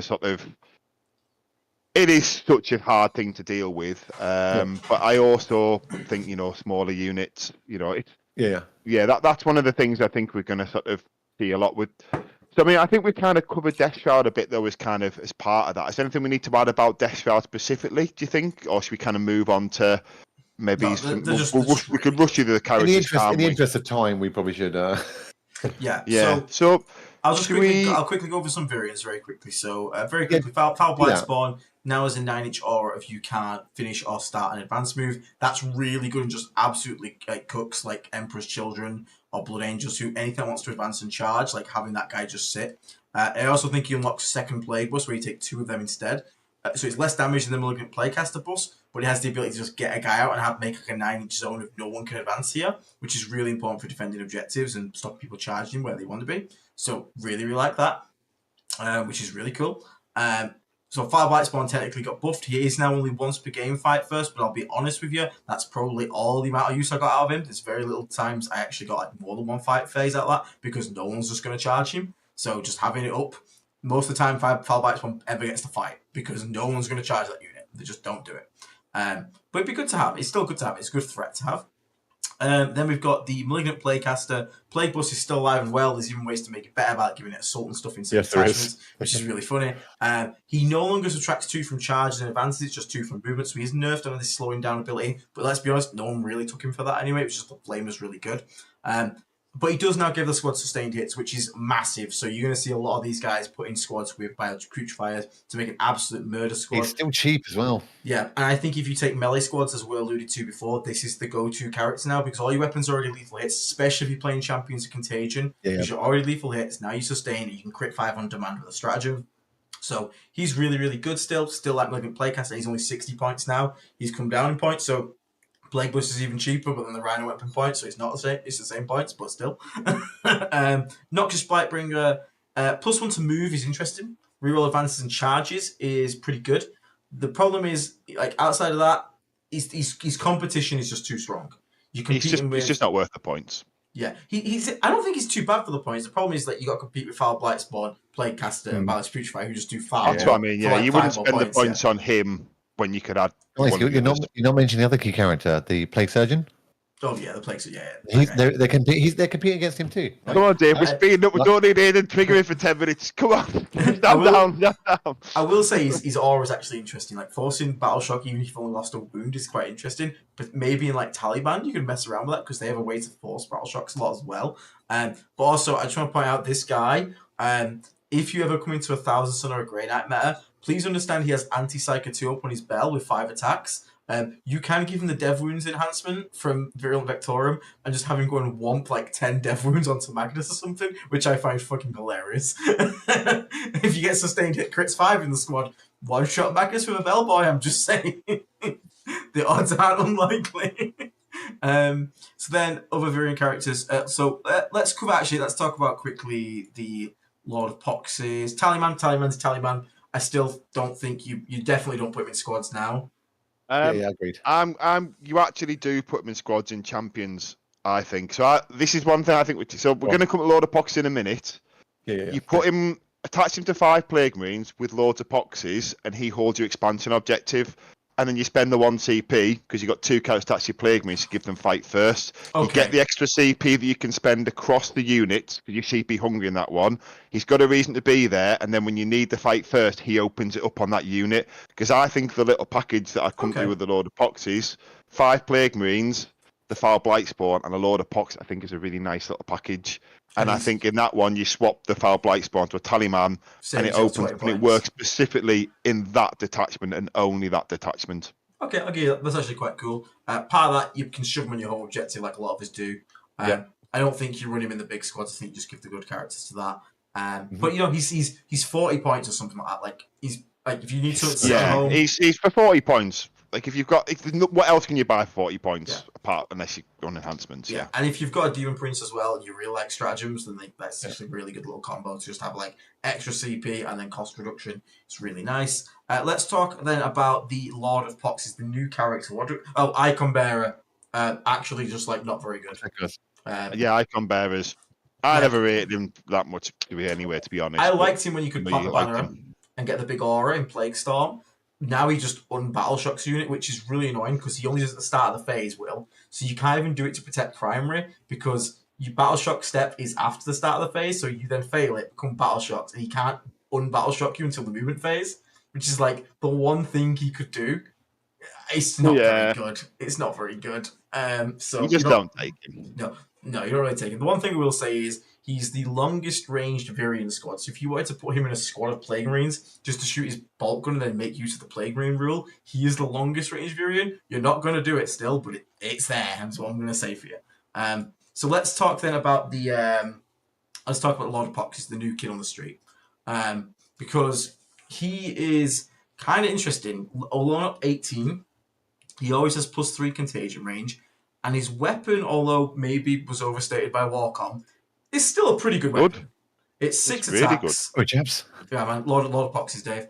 So 6 attacks, strength 8, AP 2, 3 if you play -1 save, because I always play that, and 2 damage. Like that's gonna punch a lot of guys to death. Yeah, and I like what Will said before. I like this guy just in 5 man, and you just use him to clear a point, something cheap. 5 like man, all combat, and like I say, I think this is the reason I was saying before why I don't like the Biologus Putrifier, because I think the role that 10-man unit with a fight first, I think it's replaced by a 5-man all with combat, then the Foul Blight Spawn and him, because the Plague means you lose with the combat, because he hits on 2s and a similar profile, he pretty much on his own balances him out, and it's a much smaller footprint on UKTC, we're trying to hide it and stuff. So I think it's definitely like a terrain choice and things like that, because he is also a unit that's now only really blended infantry. They're not really going through the higher toughness targets.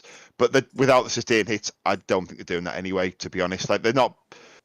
Sometimes you could do the 10-man previously, and it would say like a big night, it would come close to killing it. Now I think you might do 10 wounds. Like the lethal 5s are good, but then because you then roll on 5s afterwards and you're hitting on 4s, I just don't think the math is there anymore for the combat unit. But I think he fixes that for me. So I think if you're going to look for something to hold your expansion, him a 5-man and a Foul Blight Spawn or a Tallyman in Champions, I think it's a nice little package. And then once the fight first is gone, if you still get your Rhino there or whatever, or even 2, you can. He's also a nice little unit to go in like flip an objective. That's the way I'm using it. I'm using the opposite of yours to reinforce your expansion.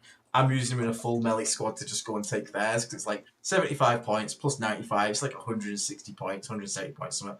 It's not too expensive that I feel bad about it, but he's got enough attacks, especially him being there, makes it really reliable, because those 6 weapon skill 2 attacks just make it really reliable to connect. kill what's on it, and then cool deny primary because they got the high OC as well, which is nice. Very quickly, just very quickly. Just lazy DM. Thank you very much for the endless membership for 12 months. 4+ fuel parent bingo card. I've ticked it off. Thank you very much. Darks 290 as well. Thank you. Lazy Chicken as well for sending a gifted membership as well. Thank you very much. Necros DB PS. Is for shooting Plague Marines to have a melee finisher. The Plague Surgeon, no, he's not. He's for going in the bin. That's what he's for. Prophet of Plagues, thank you as well for becoming a Plague Marine, mate. Appreciate it. Brian Shaw with a $5 super chat. Mortarion's Hammer might be the best attachment for Death Shroud. Drop within 6 of any backfield screener, take their home. PVCs to wipe out screeners. Yeah, in Mortarion's Hammer, just point click with the contagion. Yeah, it's really, really good. Arnold DeGaines, €6 super chat. For a noob like me, a picture of the model you talk about on screen will be very helpful. There will be, so you're going to see one go up tomorrow. You will have a full unit deep dive review where they've got the pictures in and all that stuff. This is just us talking off the top of our head. This is just like a live stream kind of thing. But there's going to be a video going up tomorrow for all the characters. You'll see a picture. You'll see all the stats and stuff. That'll be much more helpful for you. Right, cool. Just on all the boxes, I like the fact that somebody said that it's basically almost a Death Shroud model. Yeah. He's got 40, apart from having a 2-up, not having a 2-up save. He's actually got more strike attacks at 2 damage, and he's got devastating and lethal. So he really does scale up that assault. I wanted to just quick, because I don't want to spend ages on load up. I know we're running with time, sort of conscious. I do also question how good he might be to test running solo. End up with that 75 awkward points at the end of the list. One in a Rhino, just running out, like Rambo style, just to like. It might not be terrible, Do you know what I mean? I can definitely see. I feel like I'd like to try it because 75 points, he can perhaps just trade up where he shouldn't be able to. Like it's a curiosity for me, that one. But what do we think? What do we think next then, guys? I mean, do we think we've covered the characters? It says all the characters. So let's go into Poxwalkers and Plymouth. So Poxwalkers. I always say this now. Can the internet stop losing their goddamn mind about Poxwalkers? Like, okay, they have infiltrate. Killing Poxwalkers is not that hard. And everyone's like, oh my god, Poxwalker jail. Okay, Crew jail has been a thing for ages. They have 5-up invulnerables. Ross Tully. Which is better than a 5-up feel no pain. 5-up invulnerable, because it doesn't matter if you put 1 or 6 damage into a 5-up save against it, okay? So that already exists. It has infiltrate on about 100 odd crew, and it's doing well, but it's not being oppressive and it's not getting nerfed. So stop whinging. There's other things that also jail, like just as hard. We've seen the Nurgle in jail, which is now gone. It's honestly not bad. And the difference as well is those crew, like with all the buffs going on, can actually hurt you. Poxwalkers are not going to hurt you. They really don't hurt that much. And if you attach a character, you lose your infiltrate. This is the thing. So you can't attach. If you can attach Typhus infiltrate to one, okay, we might be talking about some kind of. That'd be mean. Some spice, but no. Like I think just to sort of, because other than that, the data sheet is exactly the same. I think if you want to take one unit of 20 to sort of stretch out, okay, but I think you're better with 3 units of 10. I think for me, I haven't not had a list with 3 units of 10 yet. But I think if 2 units of 10 you want to do, that's also fine. I don't know what you guys think on that. I'm 3 and 10. I like 3 and 10. That's good. I mean, but I mean, there's a bit of me that absolutely just loves the idea of just dropping 20 OC on a point and just being like, cool. Like, good luck chewing through that. And if you want to waste resources trying to get through that whilst I'm moving around the board now, then quite happy. And look, I mean, the other thing I'd say about them is the extra inch move is a 25% increase. Oh, the extra inch move is huge. It's huge, and same on Death Shroud, by the way. Same on Death Shroud as well. The extra to get that back, and the ability to get an inch further as well on that is, which you can elsewhere, is very, very useful. Yeah. So just very quickly on Poxwalkers as well. I do like the 20 brick with Typhus still. Still does the same job as it used to. And in Champions, because you can attach 2 characters, you can give that brick fight first for 1 CP, which is kind of important. Because if someone sends a unit in that wants to kill them, if Typhus can swing first and kill like 5 Marine bodies out of like the 10 Assault Intercessors, suddenly they don't wipe that unit, and then the unit starts like regenerating the next turn. It can kind of just blunt someone's initial impact into it, so I don't mind it there. But I honestly think the whole like 120 Poxwalkers infiltrated is it's going to be one of those things where you read on paper and you might think this sounds dumb, but like I don't think it's actually going to be like that good of a thing. I know we've got like Chaos Cults and stuff do well, but the thing is, again, with Chaos Cults, that Commune and ACDC actually hurts. This doesn't hurt. Like, ACDC will kill a unit. This will not kill a unit. You'll just keep it there forever. So I honestly don't think it's going to be bad. Right. Yes, people can infiltrate 120 models. They really can. It's called crew. They can do that. Yeah. You can do it. Again, and again, it's good, but it's not oppressive. 120 models, but like 700 points. Yeah. And then you go second. Do you want to put half your army in your opponent? Like, fair play. It'll take them a while to chew through, but if you go second, it's like it's an absolute nothing burger. It's an absolute. They already broke out. You might lose the game on turn 3 if you go second. Like, I think it's a go first build, and even then, it's not a great one. But I think maybe it's in a team situation. There might be situations where that build's makes good use of something, but I don't think it's that good. And it is funny though. He does say it's funny. It is funny. No, Chuck, yeah. So as well, my favourite thing about Poxwalkers is I've 4 times since I've been playing turned Trajan Valoris into a Poxwalker. I like that. I do like them though, but they are also terrible for actions because at least you're 8 as well. So like the second they go below half, you're never doing anything. But Infiltrate is a tool that we needed. They do it decently. I like the fact they can like sticky a point with Virulent Vector and walk off it. That's nice, but again, that already exists in Emperor's Children with their infractors. So again, it's still not broken. So and I like the lore element of it, which is that there's just dead bodies all over these battlefields, and they're just getting up. Yeah, like that's cool. I enjoy that. Just very quickly, Zadok in the chat asking Dave, you can answer this one. Can Typhus allow the Poxwalkers to use the Mortal Wound Charge strat in the Terminator detachment? Absolutely, because if you attach Typhus to that unit, they gain the Terminator keyword, and therefore, yes, you can. Now, this is fun, and it does mean that it's much easier to get models into engagement range on that front, on like 1-inch engagement range. So, yes, you can do it, and it's easier than getting 6 dash on him. But it's kind of a quirk, and it might be fun to do. But it is not also. It's also that not necessarily that hard to get if you deep strike a unit of dash on him within 6 to kind of get those guys in and still get most of those mortal wounds off anyway on a 2-up. So, but yeah, it's definitely hilarious that you can effectively treat a Poxwalker unit as a Terminator unit. So Plague Marines up next. So the only real change. Someone else wanted us to say that for another unit that didn't work that well, it was earlier on. Is Icon Bearer. We covered. Oh, you've done that one, great. Cool. Yeah. And did you guys call out the Robert Stoops member for 9 months and T Craig's super chat? Nope, go for it. Woo! Okay, so T Craig 93 for thank you very much for the super chat. 1 CP LOP epic challenge. He gets final ingredient. Yep, you can do that. If you got really interesting. Squad, yeah. Kill the character. I think given I know we've got like we said we're going to try and stick to 2 hours on this. Just one thing I want to really make sure that we do cover off because we are getting nowhere near what the end of all this in 2 hours, as we said we wouldn't. Should we? This is sorry. Let me just add this, which was that all of us here, you guys. This book is like this is relearning. This is like we were all speaking, we were all doing French at school, and then the French class got changed to Latin. Like we've got to relearn so many cool new sequences, so many cool new strat combos, so many new unit combinations. The right time to drop things in. When is it the right time to take a brick of 6 dash out with a character and another one, or to put Morty in? And if you're putting that in, what is the right time to use that reactive move versus the fight on death opportunity? Which ones are more valuable? This is what's so exciting about having a rewritten book. Certainly for me, anyway.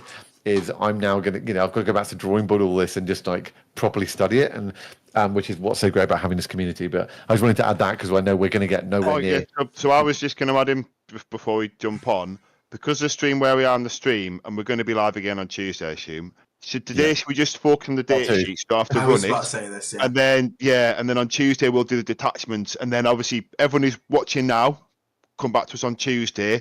We'll link to what we've taught now, and we'll do like a second part, and then obviously Aiden's got all his deep dives. So I think if we keep focusing the units now, that's probably a better way, because we kind of illuminate the attachment anyway, and anyone who's savvy with the internet, you know, will have seen other content. So I just want to apply to Bob Leponge. I want to say magnifique is what I want to say about the French. Incredible food. Some of my favourite hotels are in Paris. So keep up the good work, guys. Is that Bob Leponge is in the guy who took Death Guard to WTC? Yes. This is Bob, reach out to one of us, PM, because I think what we'll do is eventually we'll probably reach out to people like yourself, Quinton, Art of War, some of the people from the community who've done Death Guard, and we'll kind of get your hot takes once we've gone through our own content. But because we've got you in there now, you know, Don as well, you know, we'll speak to these people as we kind of get deeper into it. So, you know, just because we've got you here, just to keep that in mind. And lazy. Let me just make this being kind of bigger. If people who are playing along can mark stuff off at home.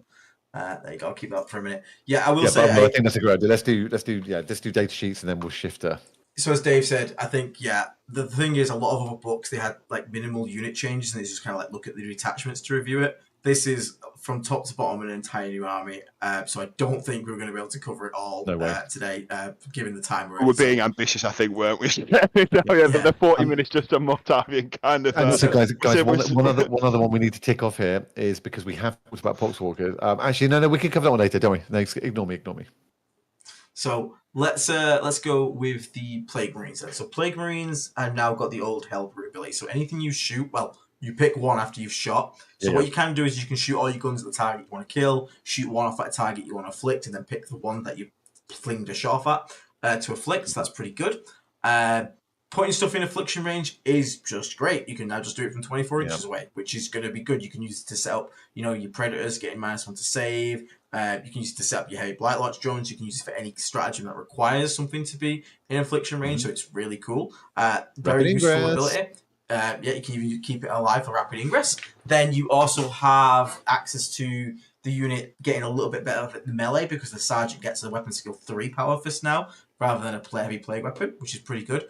They didn't spare us out, so we didn't get split, which is nice because the combined arms approach of Plague Marines is kind of what makes them special and good because there's so many special weapons. I would dread to have to take a shooting squad with like 3 bolters. That would like be nightmare. So Plague Marines also getting toughness 6 is kind of the biggest change, really. So toughness 6, a lot of people on the internet are like, it doesn't matter. I'll tell you what, in that game you play, matters. Yeah, it does 5 matter. to 6 is a break point, 6 to 7 less so. Yeah. So the thing is, you will still die. Yes, true. 100%. You put Plague Marines in the open against an army, you'll still die. But when you start, especially when the assets start running low, we think this, we noticed this in our games, Dave, and especially in the skirmishes where it's like 5 mans engaging each other, like the amount of times, like when you play, especially like when you play against Ben, what would normally wounded on 3s now 4s, and he just rolled like 2 extra 3s, and then you'd be like, oh, that's 2 saves I'm not having to take, which is, you know, those incremental advantages over the game really add up. A lot of melee is at strength 6 as well, like innocent companions, things like that. Yeah. So being able to dodge that and be wounded on 4s, and then champions of Contagion obviously being able to take like T8. Again, we'll cover this another time. It is not a crazy breakpoint, but in a lot of instances, like even against like Castigate or Heavy Bolters, now they're wounding on 5s instead of 4s. Like Heavy Bolters is a prime example of a 2 damage instant marine killer that now suddenly has effectively -1 to wound. Yeah, it's like a lot of the 2 damage stuff was either it's still wounding you on 3s, or like you say, was strength 5 or strength 6, and it now wounds you on 4s. Even so look at strength Forge 6 Fiends. actually was a bad example. Forge Fiends strength 10, so that'd be 2s. Now it's 3s. And we've all done it before. We've gone, okay, wounded on 3s, and you roll 4 2s. It's when Morty sucks because he wounded someone 3s with 5 attacks and rolled 2 2s every time. Yeah. One of the biggest things that I think of when I think of that breakpoint is actually guardsmen, because at the moment there's like things like the 20-man brick of like, you know, rapid fire las cannons, them wounding on 6s instead of 5s because it's the weight of dice at you. Yeah. The weight of dice did add up, and now that weight of dice is gone, it actually is a bit more meaningful than it used to be. It also feels better. Like a las gun should basically do nothing to a Plague Marine. Yeah, they should do nothing. Yeah. And also I was going to say to a few people in chat, I know you've spotted some other things in the bingo card that are, you're right, but a lot of those are triggered by detachments, and we'll cover that when we get into those. Yeah, so we'll do a second part on Tuesday where we'll maybe do another extended stream. That's girlfriends allowing, of course, and yeah, but I think icon as well. I have some questions about Plague Marines. So yeah, let's not forget our icon. We've got our icons back. So 6-inch aura of -1 leadership. -1 leadership. Yeah. It's one of those when it doesn't matter. It doesn't matter when it comes up, or if you have strats like Flyblown who can force battle shock tests in the charge phase. I actually 100%. like that's a lot better because Flyblown the strat is already at -1. Now that'd be -2. That actually becomes quite reliable at that point. Now, when you look at also, you can buy. I'm not going to get into detachment stuff, but there are certain detachment bits where then having people below half strength is also a benefit, and that is if that's triggering battle shocks anyway, and you're making those battle shocks at -1 for free, effectively. Mm-hmm. That's handy, especially in turns 4 and 5. Yeah, definitely. So I was going to ask you guys before because I think we need to do the Rhino next for obvious reasons. Yeah. Okay. What do we now think is everyone's preferred loadout for Plague Marines before we sort of move? Because I think they are a Swiss Army knife unit. Everyone will have I think there are instances where all combat works. I think there are instances where mass shooting works. What do we think what do we think that we'd take? Dave, do you want to start? Or I was going to say before you go to that, I was going to just kick a quick question back to you, Will. On that is, I think we all thought we were going to split. Plague Marines was going away, right? We thought we thought mixed, right? So how do you feel? How did you feel when you saw that it was still there? I was quite happy. Yeah, I was quite happy. I mean, in many ways, I think is one of the things I'm going to allude to these answers. I think you might actually want to split them a bit more anyway because of the way that their roles work. Now, I think Plague Marines can still be all-purpose, but I think half the time they're going to be jumping out of rhinos. And if they're going to do a specific job, like Aiden alluded to before, maybe flipping someone's expansion, then you probably do want to go heavier on the combat weapons. If you're jumping them out a rhino, just do you use the rhino's ability? Maybe more guns is better. And then if we're going to go more guns, what guns are we going? I think this is a unit where player preference will come into it a lot. Detachment choice as well will also come a lot. For example, Mortarion's hammer. Vehicles moving through walls, Rhino moving 12 inches, disembark 3, you guys on the point, then shooting. That's really nice, but obviously it only works in the one detachment. So, what are we thinking of a couple of Plague Marine loadouts and why? Because I think that's a good one to touch on because I think it's obviously a unit that's a staple to our army. I'll give you my one take, and then you guys can just say your others. But I actually still think that the 10-man with a mix of the kind of 5 heavy weapons and shooting is, especially if you've got a Malignant Plaguecaster in there and a Biologus Putrifier, is still a very, very strong competitor for coming out, because if you can get sustained hits on plasma guns and melter guns, I actually think that's really quite terrifying still, because if you're hopping out of a rhino and you're jumping out 8, the likelihood is you've definitely got people in range to shoot your melter guns at them as well. And I think that sustained plus crit sustained 5s it's pretty terrifying on those. And if you've got a contagion that's giving you extra AP, or which you're probably going to have, I'm personally think that's for a 10-man is still really strong. And then when you charge in, you've still got a really good chance. And once again, we'll get into detachments later, where you can land a hell of a lot of damage still from that too. That's after the shooting. I'll talk about. I'll leave the 10-man there and hand over to you guys for other views. So just to backtrack, I think the answers you get, I do think that's where the Biologus Putrifier still has value. I think attached to a 10-man, I think is still great. So but so what are your thoughts on that? I think for me, I'm gonna take. It depends detachment. I've always liked mixed loadout, so mine would be like triple plasma gun, 2 blight launchers, heavy plague weapons, and a spear. It's just my go-to. I like the fact you can pick up a unit shooting and melee. But I think there's also arguments for every single squad size right now. I think the only thing that's a bait right now is people taking bare bones 5-man just for spreading affliction, because you can do that much easier with other things. Because the problem is that you shoot, you can't action either. Like, I'd rather just have spawn that have scouted than walk out, get something in contagion, do an action. Like, that's fine. If I want 5-mans, then I'm going to take them with a lot of poxes and just flip objectives with it, like a Chaos Lord Legionnaire combo. 7-mans, I'm going to Playcaster, full melee loadout, go smash something. And then obviously I'm going to keep playing with it, because it's the funniest fucking thing for 1 CP to just be like, this unit kills everything. It's like, I'm going to full roll to hit and wound in shooting for 1 command point. So scary. Prepare to meet God. So yeah, I do like them. But yeah, let's keep moving forward just because of time again. So next up, we've got Blight Lord Terminators. Blight Lord Terminators are weird. They got very improved. I cannot deny improved. They still... The problem is, they shoot better. I like them. I like them, the fact they shoot better. It's nice. They can take more special weapons. They get damage 2 melee. I'm not going to lie, I'd rather them got OC2 than damage 2 melee, personally. But I understand they shoot a bit more. The problem is, they still... Death Shroud exists. Do it better. Death Shroud exists.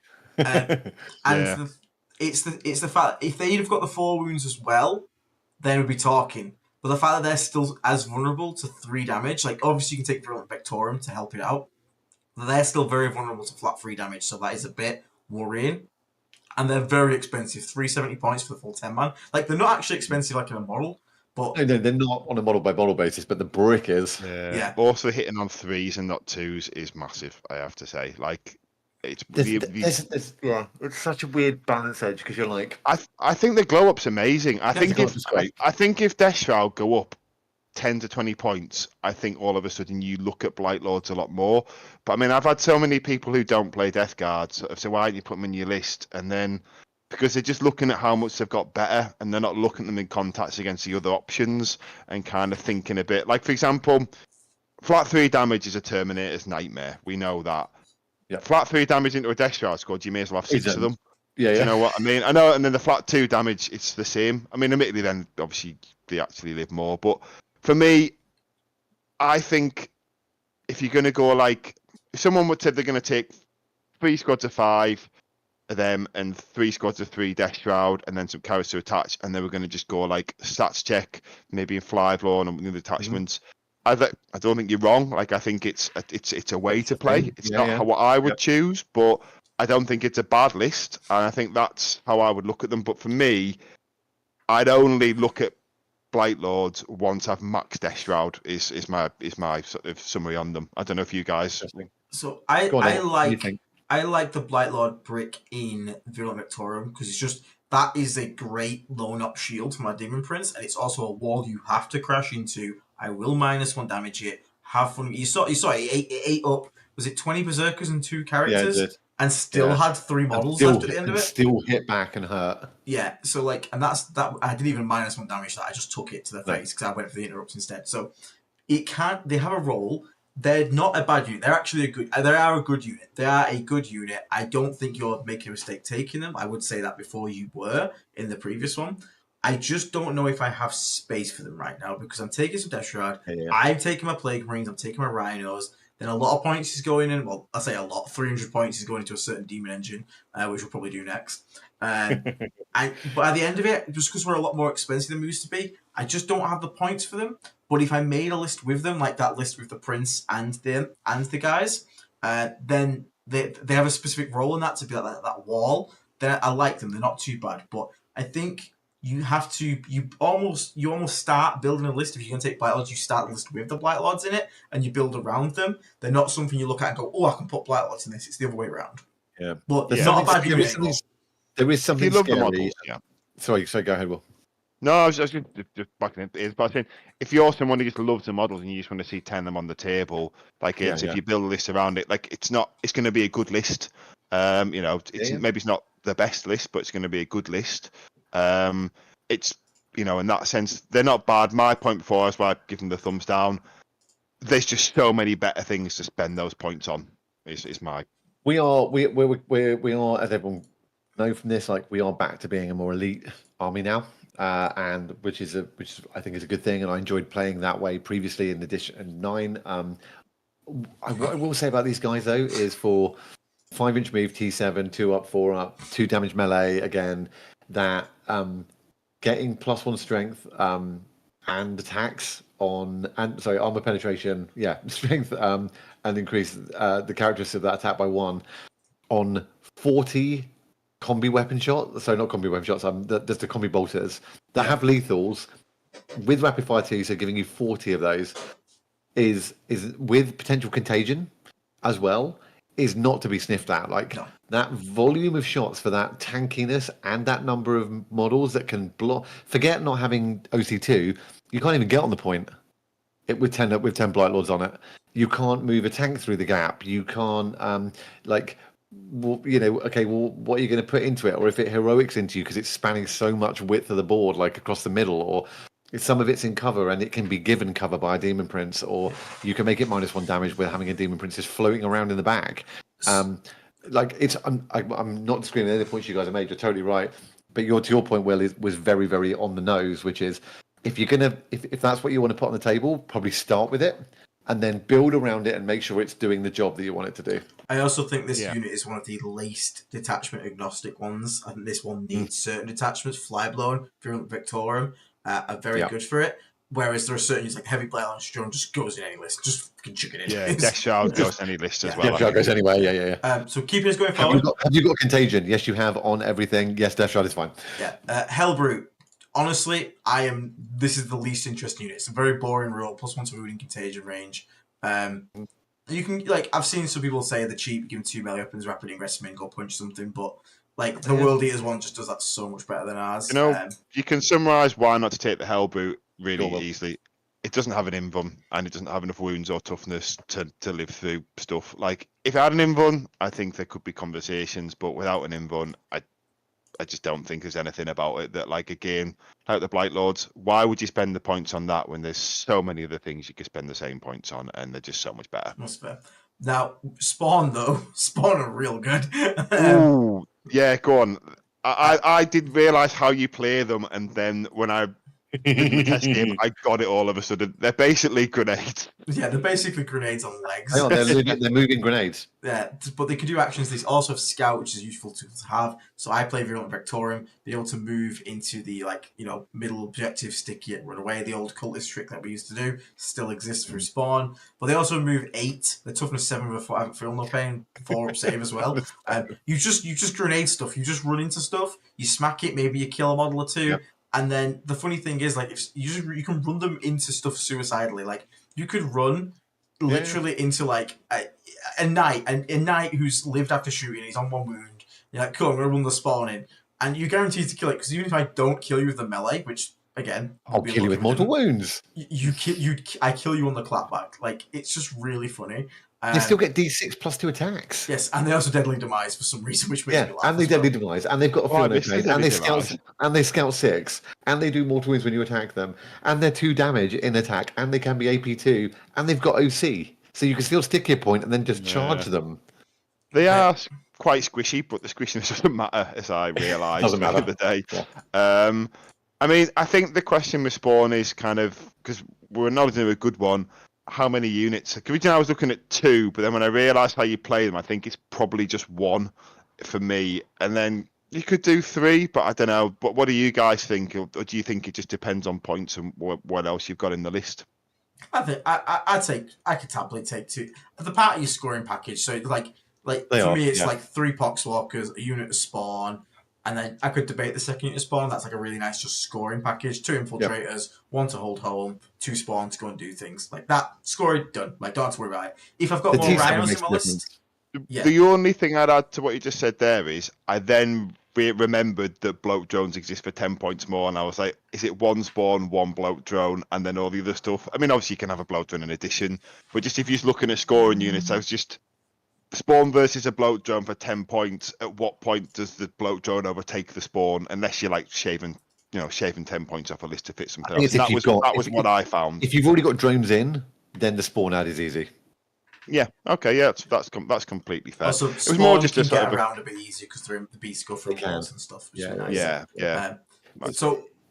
Question chat as well. I think. Sorry, go on, Aiden. Go on. I was going to say question chat. It leads into the next unit. Well, got a 1K game against Combined Arms Guard soon. He's going to take at least 3 tanks. So take Morty or 3 Mythic Blight Haulers. Talk about that unit, because Mythic Blight Haulers. I think this unit is under the goddamn radar at the moment. They are. They're really good now. Let's jump onto that in 1 second. Let's just finish off Chaos Spawn really quick, because all I wanted to add on it was that the T7 on them as well makes a big difference to that unit. Its survivability actually going into it, because effectively what was happening going into them, like now you're effectively, I think you've got a bit of a -1 to wound going on it effectively anyway. Plus it's got a feel no pain, so you can still save wounds and attacks, and then you're doing mortals on the bounce. The other thing they do is they kind of a little bit replace cultists in that the old Scout 6 to get onto the middle. You can actually do that with Spawn now. Just going straight through. So sorry, that's all I wanted to add. Carry on. No worries. Just so haulers. Haulers now get +1 to hit and wound, and both versus monsters and vehicles. Yeah. And they picked up lethal hits on the multi-melt. Multi-melt's got lethal hits, and they are the exact same points. They are the exact same points. Do they get +1 to hit against vehicles as well? +1 to hit and wound. Yeah. I had missed the +1 to hit, and I was already putting them in.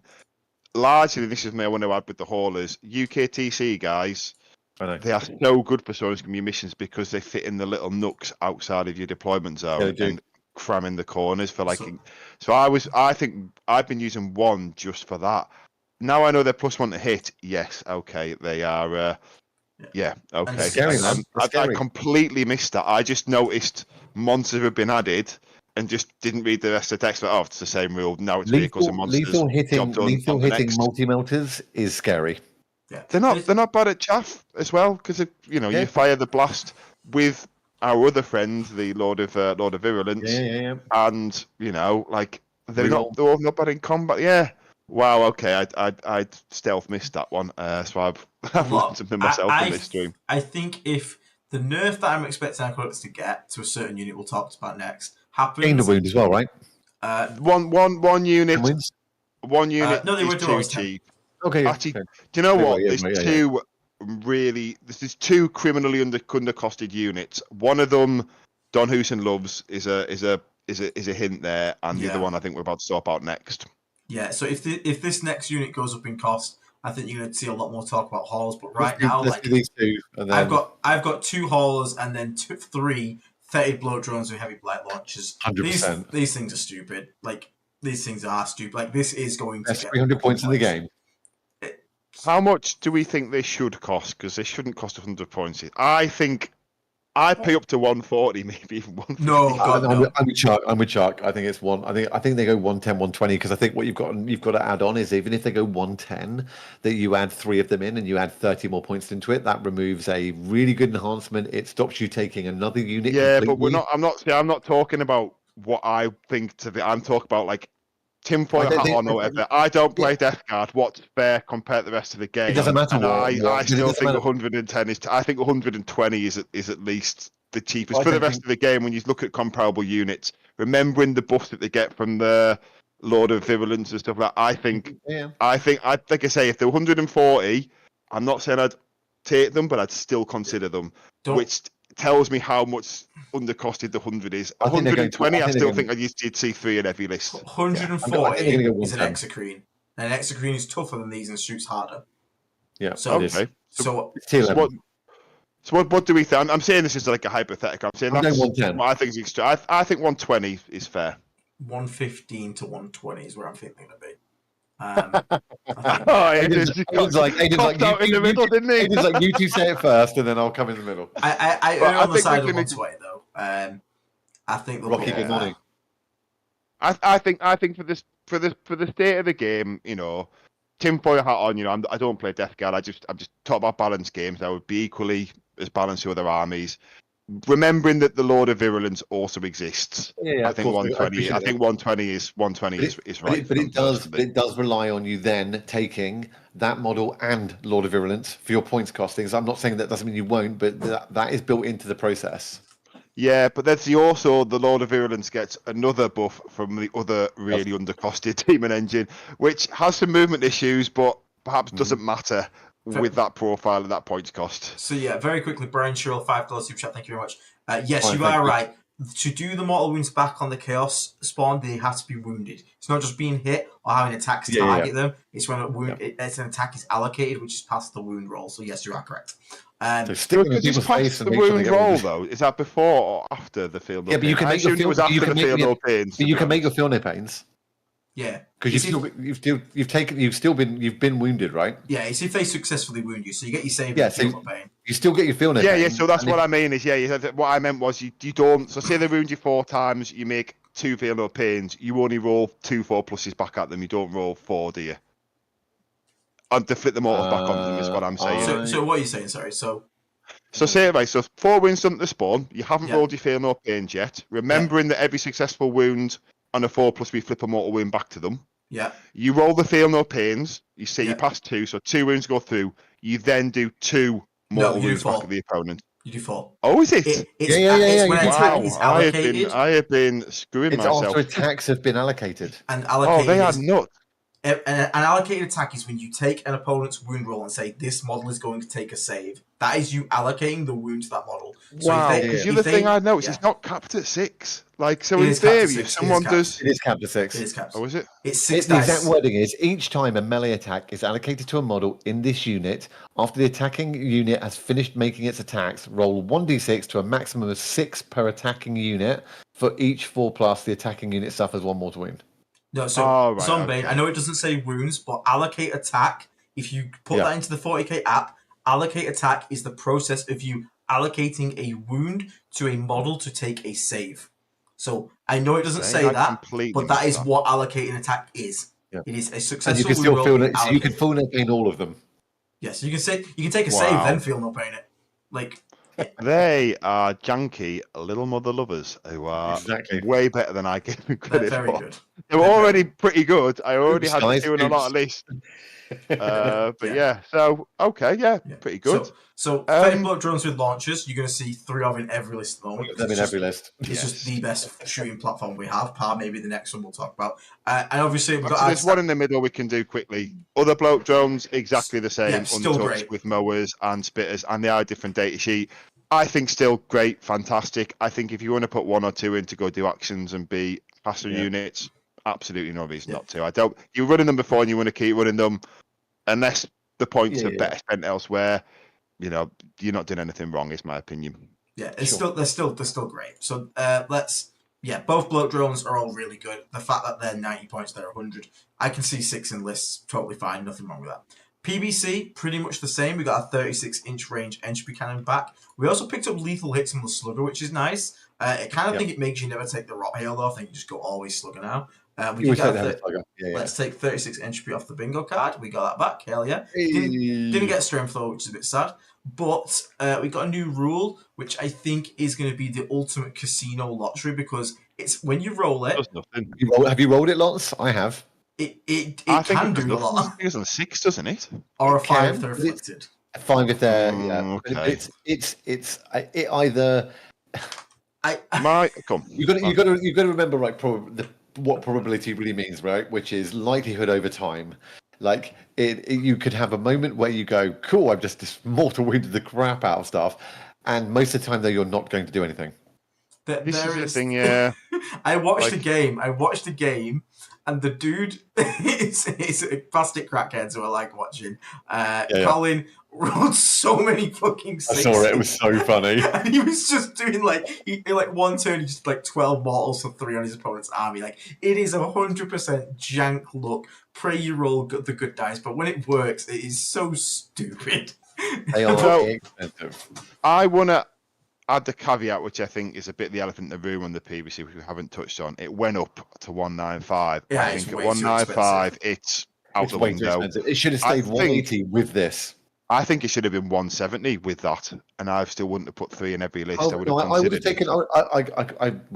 Actually, don't get me wrong. I would take 170, but I think the extra 12 inches on the entropy cannons, plus this opportunity, plus with the Lord of Virulence sync. I think the Lord of Virulence, okay. I think I still could live. I think I still could live with 180, but 195 is it's a lot of points. Just basically under 600 points for 3 of them. If you wanted to go down that route. Yeah, I think Mortarion's hammer is they're effectively AP2, and I think in that detachment, if you're going to go the Plague Storm build with Aiden and Nathan Roberts, which I still think 3 have a place in that, but I don't think there's any other build where you put 3 in. To be honest, and even then, I think you could take them out of that. PBC is right now, for me, you would take 1 or 3. You take 1 if you're just trying to sit on home and you want to just try and plink off some random mortal wounds whenever an enemy clumps up. Or you are planning to take 3, you take 3 anyway, and you make that a big part of your list and how it plays. I love Indirect. I think it's so abusive. It's great. but 195 points each is a pill to If you are swallow. playing hammer, Why you if you are don't playing- take one, I don't think, because 195 points to stand on your home field. Just put a squad of Poxwalkers there, or a 91 bloke drum. It's the opportunity cost though, because I've watched Don doing it with his plague storm, so he's already heavy on vehicles, and this thing just every so often just either shoots the home field objective, and again, Mortarion's hammer helps us out. And if you play hammer, then yes. Because if one shot and you get lucky and like 4 enemies are clumped behind the big L, and you roll like 3 5-ups because you get a bit of luck, you just did like average like 6 mortal wounds to like for 3 for nothing. Yeah. Like it adds up a little bit. And if you are playing hammer and you've got a couple of these in there, and you're like, right, well, my first afflicted unit is that 5-man marine squad on your home objective. Well, then I'm just going to delete it and make a massive hole, and now you've got to run another unit back to stop me deep striking Death Shroud in. Or something else, or a single character or whatever to do that. So I've already now deleted one and rescinded another because it's got to go backwards. And then at another point on the board, I'm going to hit that. Like Aiden said, it's deployment time. We're playing search and destroy. Everything's within 6. I think that's a great scenario, and I think that makes a point. But then I just think it could be a squad of Death Shroud and a Tallyman, which I'd probably rather have. The it's super expensive. A squad of Death Shroud is just so expensive. Attacking their expansion. I think the problem as well instead is of trying to unreliably shoot it off. You can't realistically use them as battering rams anymore because they're just way too expensive now. Like at 165, they were good at battering rams. 180, you were like, oh, I can still use it in Plague Storm as a battering ram. But like 195, I'm not throwing that thing away. No chance. No, it's too valuable now. I think some stuff in the book is undercosted, and there's a handful of overcosted things, the PBC being the number 1 overcosted thing. But let's talk about the number 2 undercosted thing. Our good friend, the Crab. Just before we do the Crab, very quickly, just want to say very quickly, let me have a quick look here. Thank you very much to Tunio for becoming a Plague Marine as well. Thank you so much for the support. Also, just before we skip over it, Predator Annihilator is fucking garbage. Do not take it. We don't need to discuss that. It is absolute. Somehow the unit that was already bad, so bad they had to make a balance update to make it better, and then it became okay because we got real damage rolls as well. And real was it real damage? It was real all the damage rolls. It was real damage rolls in 1. Yeah. They then said, you know what, that little fix we made to try and make it a bit better, let's just undo it and make it trash again. Not great. But yeah, so over to the Crab. Crab is undercosted as fuck. 165 for this. It went up to T11. It's still got its massive wounds, still got its massive OC. It got lethal hits on its cannon. It now strips cover. And it still got its massive claws. It's and it doesn't strip cover for only Death Guard units. Yes. Yeah. Yes, which means allied like Wardog Executioners can now actually be AP2 at range. I tried that. It's good, but it's not as good as probably just spending the 130 points on more Death Guard. You probably just spend 10 points more on a Carnival. Still was the outcome, but it was cute. It was cute. But I think if you wanted to build a teams build where you just spammed flat 3 to like take out, Death Watch or something, then yeah, they have space in there. But I just wanted to add that in because I was quite hyped for that in my chat and talked about how great it was going to be. Played a practice game the next day, and yeah, they didn't live up to my expectations. But yeah, I mean, Defiler, great. I think in Mortarion's Hammer, I've got a list in Mortarion's Hammer that, and I just want to run it just to get it out of my head because it's an absolute meme. Of 3 Defilers, 3 blow drums. That's for your list, yeah. Like, it's a list. Like, it feels like an old money email list for this is some good undercosted units that might not synergize over, but we just put them all together and see what happens. I've got to at least try it. But I think the Defilers, they're awkward as hell to move, but Dom, go back to one of our older episodes where we interviewed Don after your performance, to running them more like Lehman Russ's, like poking legs on the corners, just using them as kind of gun platforms. And now you can move them to the wall in Mortarion's Hammer. I think they're very good. I think Mortarion's Hammer, you could maybe run 2 or 3, although I think any list you could consider 1. But I don't think it's auto-include. It's just way undercosted. But it might not have affinity with... Because I've got 1, and I'm happy having 1 in there. The Twin Heavy Bolter, lethal, sustained, twin linked is nice in there. Like, you've got the fact that you can strip cover for other things, and then maybe add, going on to our next friend, the SJP. The battle cannon just being D6 plus 3 blast, reroll blast because of LOV. It's another friend of the Lord of Virulence in it as well. Friend of the Lord of Virulence. Another strength 10, flat 3 damage. Lethal hits. Lethals as well, what I really like as well, Dave, is you can put all the big guns into a target, put the combi bolter into a second one, and if you get lucky and the battle kind of just destroys the original target, you're cool. That one's getting which you can also do. Unit hit by attacks, which you can also do with our next friend. But before we do that, the reason we're so hyped to file is they're 165 points, and they also have a really good combat profile. It's the 165 points that makes them great. The data sheet's brilliant. If it was costed fairly at like 185, 195, they've also got T11 now. We missed that off. No, I said that. Oh, did you? So I missed that. Yeah. So for 185, 195, it would be a choice. T11 and PBCs aren't? Yes, especially the points. This one for you. But in Mortarion's hammer, I think even at 185, 195, one would be a good consideration for the stripping cover. I think because at 165, in all detachments, one's a good consideration. And in Mortarion's hammer, you can look at 2 and 3 because they can move through walls, which is with a cheap profile. But like I say, I think the 2 most undercosted units, 3 perhaps most undercosted units, potentially Death Shroud. Number 1 is the Bloat Drone. Number 2 is the Defiler, coming in third, potentially Death Shrouds at the 3-man, not the 6-man. But then jumping to the what I would say is what I think what the question is on the Death Shroud bit is if you look at the points that are out there right now, it's actually a giant increase percentage-wise based on what they were.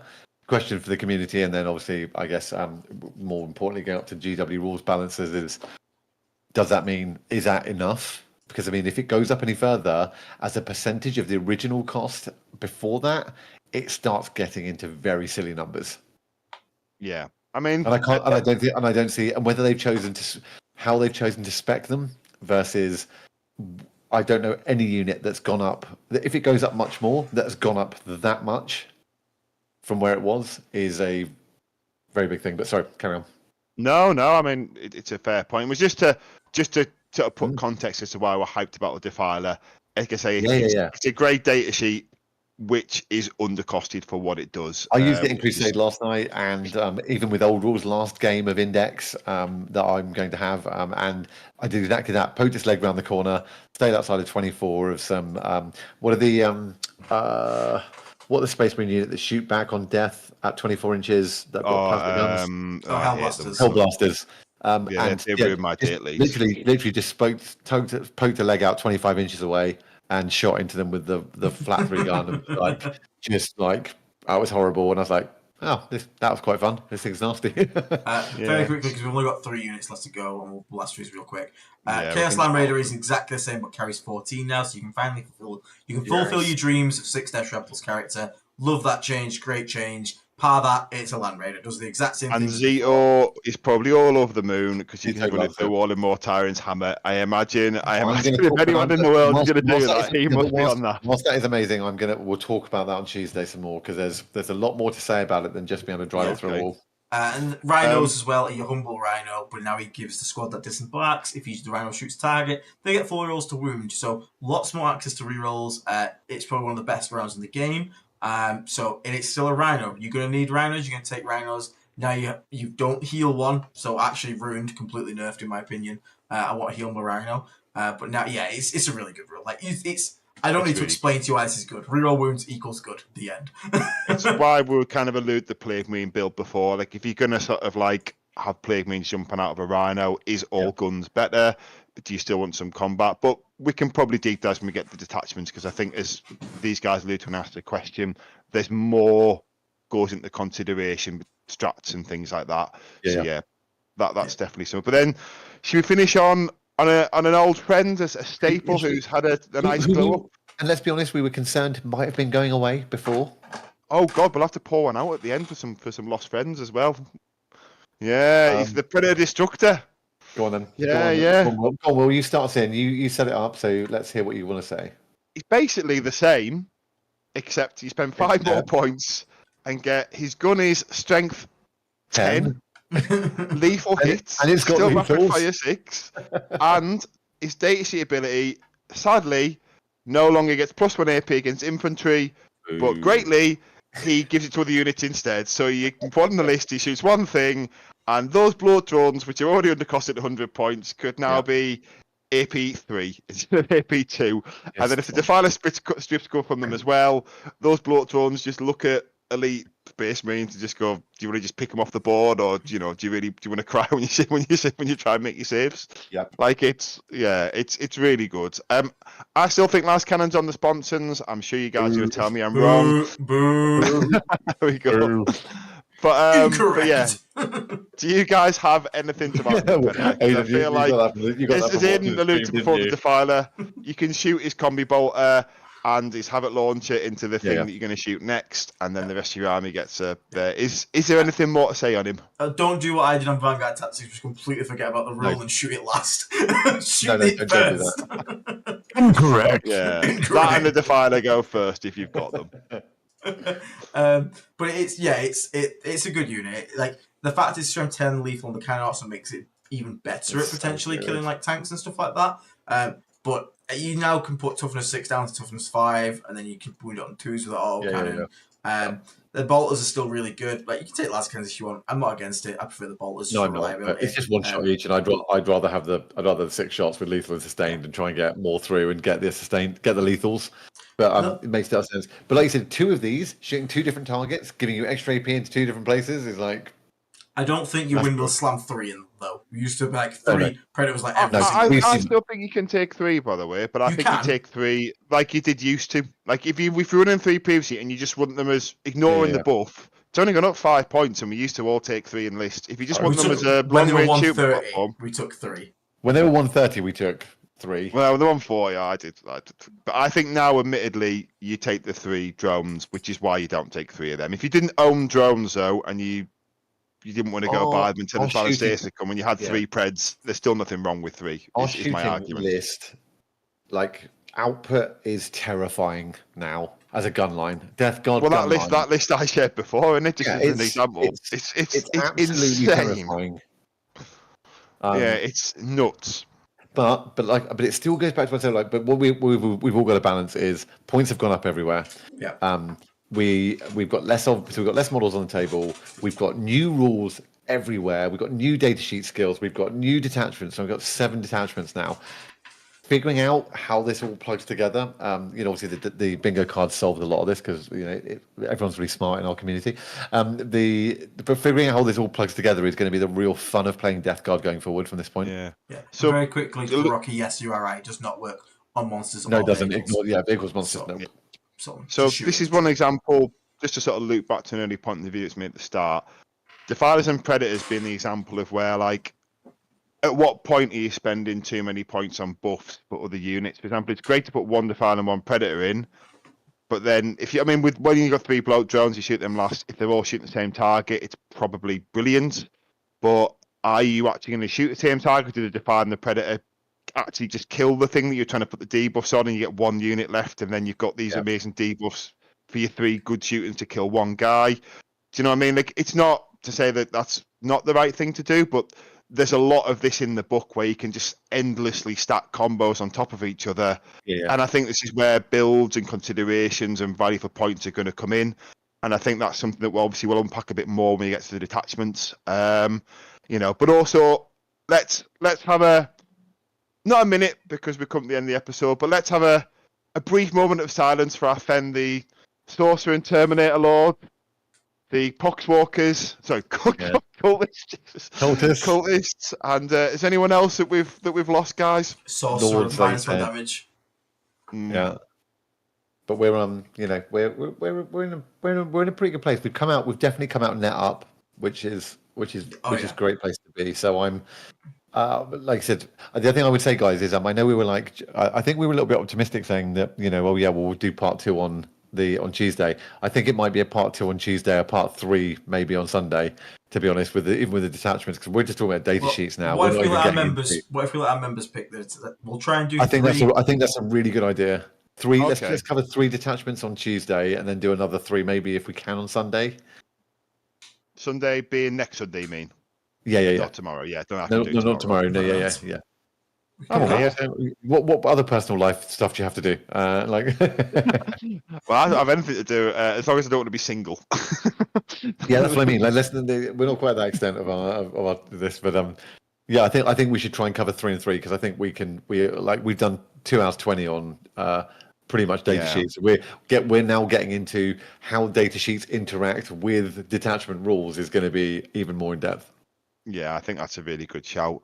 But I mean, I think firstly also, well, not firstly, sort of come at the end. Lastly, thanks everyone for listening. I know we've had an incredible amount of people, nearly 300 people still here. It's been a good amount of viewers. I'm assuming that a lot of these people are perhaps new, or at least a percentage. Please like and subscribe, guys. We aren't like All Spec Tactics, Art of War. These are the channels going to be Death Guard focused for the next, month until Space Wolves or Thousand Suns comes, and then they're the new hotness. We are going to be Death Guard focused all the time. We're here. That's our thing. When Death Guard was D for Death Guard tier, that's when the channel started. And if we go to A tier, maybe even S tier, we'll be here as well. So please, if you're dropping in because you want to learn about the Codex, obviously the next few streams are going to be there. But don't, please like and subscribe. And if you are thinking about buying Death Guard, if the Codex has got you hyped, obviously we have the Discord as well, which I'll let Aiden and Dave give you a bit more info on. Go on, Dave. Do you want to do it? Because I've also noticed you've mentioned him in the chat there as well. Dave likes his Death Guard to get high. Go on, Dave. No, all I was going to add was that actually, the one other thing to think about, I'm going to give you 30 seconds on this, we can talk more about later, is the miasmic malignifier is actually, it could be a must-take in certain situations, simply because the size of the model and deploying the 2 different parts in engagement range of each other with 12-inch deep strike denial is now absolutely amazing. I'm going to stop there because we've run out of time, but it actually could be a really good one. They are currently pretty cheap on places like eBay. It might be worth picking one up if you fancy it.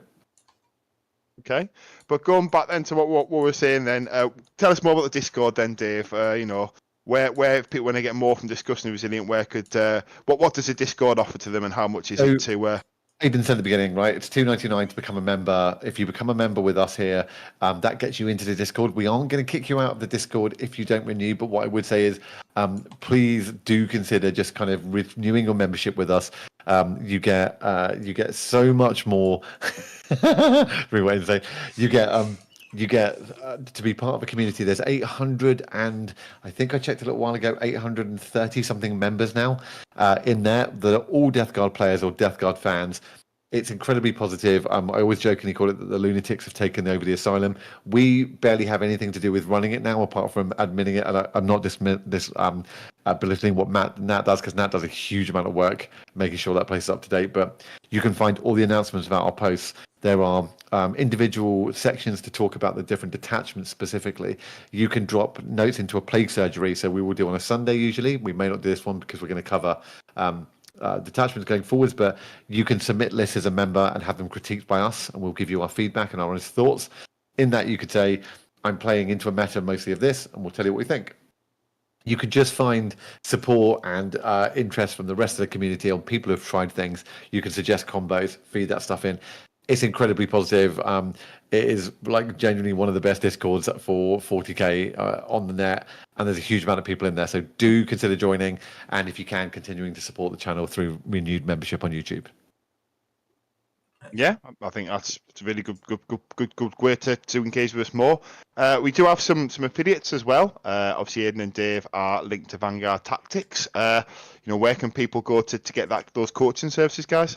So, as I said before, you can check out these links in the description of the stream if you want to book some one-to-one coaching through VT with myself. You can also look at the masterclass course. They've got an offer there, but they also do loads of products. So even if you want to go watch some battle reports, go check them out on their YouTube channel. They are our friends, they support us, and they give us massive favours recently, so we owe them a little bit. So go check them out. If you want to get some real fucking awesome looking dice, Mr. Dave. Yeah, a couple of bits where you get some dice and merch from us. If you go to Baron of Dice, link is in the description down below. That we have disgustingly resilient podcast dice. They are absolutely awesome. They look great. They roll brilliantly. Everyone that's seen them at an event or lent over a table has asked me, where did I get them? What brand are they? Loads of people in the community have got them. Go into the Discord, check out the merchandise tab, and you can see people who have bought them and how they like them. And genuinely honest, they roll great, right? They're just nice to use. Two other things, if you want to get hold of Disgustingly Resilient branded gaming aids, things like 9-inch deep strike monitors, knowing what kind of round you're in, just contagion checks, check out saltiregames.co.uk. Link is in the description. That supports the channel. And finally, if you go to drpstore.com, if you love the hoodies that Aiden and I were wearing in the shorts, in the masterclass thing, as you'll see when it comes out, and in the games on stream, you can get that there. And finally, Will, if I just need models to get into Death Guard, because I've watched this stream and it's amazing, and I want to get myself a Plague Bong, where can I buy one? Element Games, we are affiliate with them here in the UK. We have an affiliate link. We just spends the same money, costs the same as it would already. They're already a discount retailer, 10 to 20% on different things. Obviously, there's lots of new Death Guard models coming out. Well, there's only there's only the one actual model in the box set. But if you are buying it, buy it through Element. Gives a little kickback to the channel, and just a nice way to support us. But I think, as far as I can tell, comment, subscribe. Yeah, like, comment, and subscribe. If you are here still right now, and you have the like button. I know it's annoying to scroll down and hit a little thumbs up, but it really does help us out what you think. And join the Discord if you remember. Get yourself in here, bully me some more. Thank you again to Natalie, who does a lot of thumbnails and stuff, as well as YouTube. Thank you, Nat. And obviously, hope you guys like the new stream layout as well. We put a bit of effort to make it look a little nicer. So we're trying to make like a Disgusting Resilient 2.0. So look forward to the video. What's that in the distance? 15,000? Oh, you fucking... one step at a time, my boy. One step at a time. Yeah. So we've obviously covered a lot, and we're going to cover a lot. We've got attachments to go, and then after that, we'll do some sort of special streams for 10K, where the new people who've joined us, along the long time members, can sort of celebrate that with us. Aiden will eat some cheese. Me and Dave will do some of the stupid things, and it'll all be a good time. But I think that's it, guys. Unless you've got anything you want to add before we go. No, just thank you to everyone that's supported. I didn't, seeing there's a difference between, for me, talking about us chasing the 10,000 number and now seeing 10K subscribers below the Disgusting Resilient podcast name on YouTube is amazing. It's humbling. It's so good to be a part of this, and it's all down to the hard work that's put in both this side of the camera, and by the guys, and also just you guys for just staying with it, and the passion for Death Guard. I'm looking forward to seeing loads more Death Guard on the table at tournaments and events. Just wanted to add that. Yeah, so super excited. Look forward to a character deep dive video tomorrow as well. I've got to just edit that in the morning, and I'll get out at some point through midday tomorrow. So that's going to be our entertainment for tomorrow from Disgustingly Resilient podcast. Amazing. Yeah, but thanks again, guys. As Dave said, like and subscribe, and have a great evening or morning, whatever part of the world you're listening to us in. And we look forward to catching you in the next one, which will be Tuesday, 7 PM UK time, and we will listen to the community to do those first 2 detachments there. But thanks again for listening, guys. Thank you very much, everyone. We'll catch you all. Sorry we couldn't cover everything. It's just too much. See you all soon. 2.5 hours tonight. Yeah, we'll do our best. All right, we'll see you all soon. Stay around, everybody. Take care. Catch you on the next one. Bye-bye.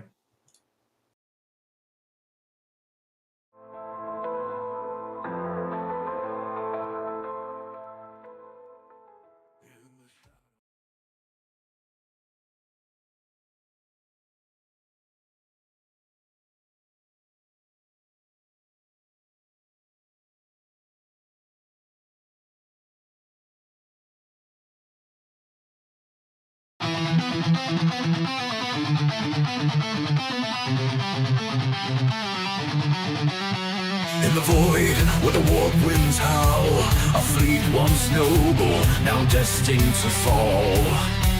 Great wardens stir, betrayal takes shape, Typhon's whispers, sealing their fate.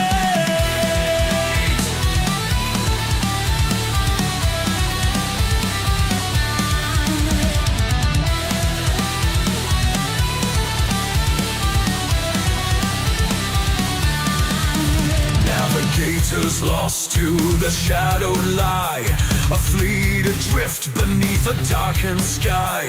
The warp's cruel grasp, unyielding and tight, chaos awaits in the endless night.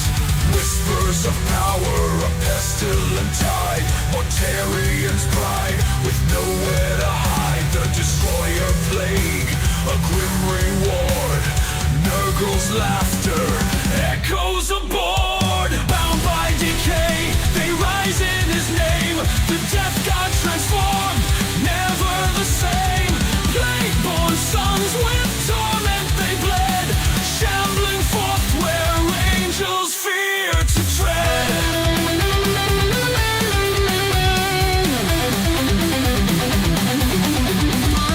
Mortarion stands, his sons by his side. Through agony storm, their oaths collide. Grandfather's hand, the pact is sealed. The Legion reborn, their fate revealed. Rise in the armor, rot in the soul. A Primarch remade, his heart grow cold. In terror shadow, their war drums beat. Pestilent warriors, no chance of retreat. Through breach and ruin, their banners fly. With death's embrace, they'll never die. The Lion's Gate, where hope was torn. Jagged ties, blade meets the Plague-born.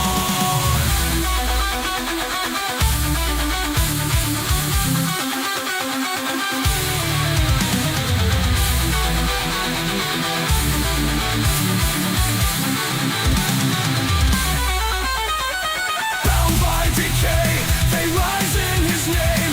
The Death God transformed, never the same. Plague-born sons with torment they bled, shambling forth where angels fear to tread.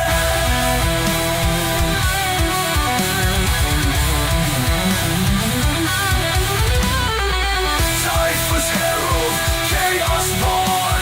Mortarion's wrath, the plague sworn. In the warp, their legacy thrives. Eternal servants where corruption lies. Mortarion's fall, Typhus ascends. The Death God song, it never ends.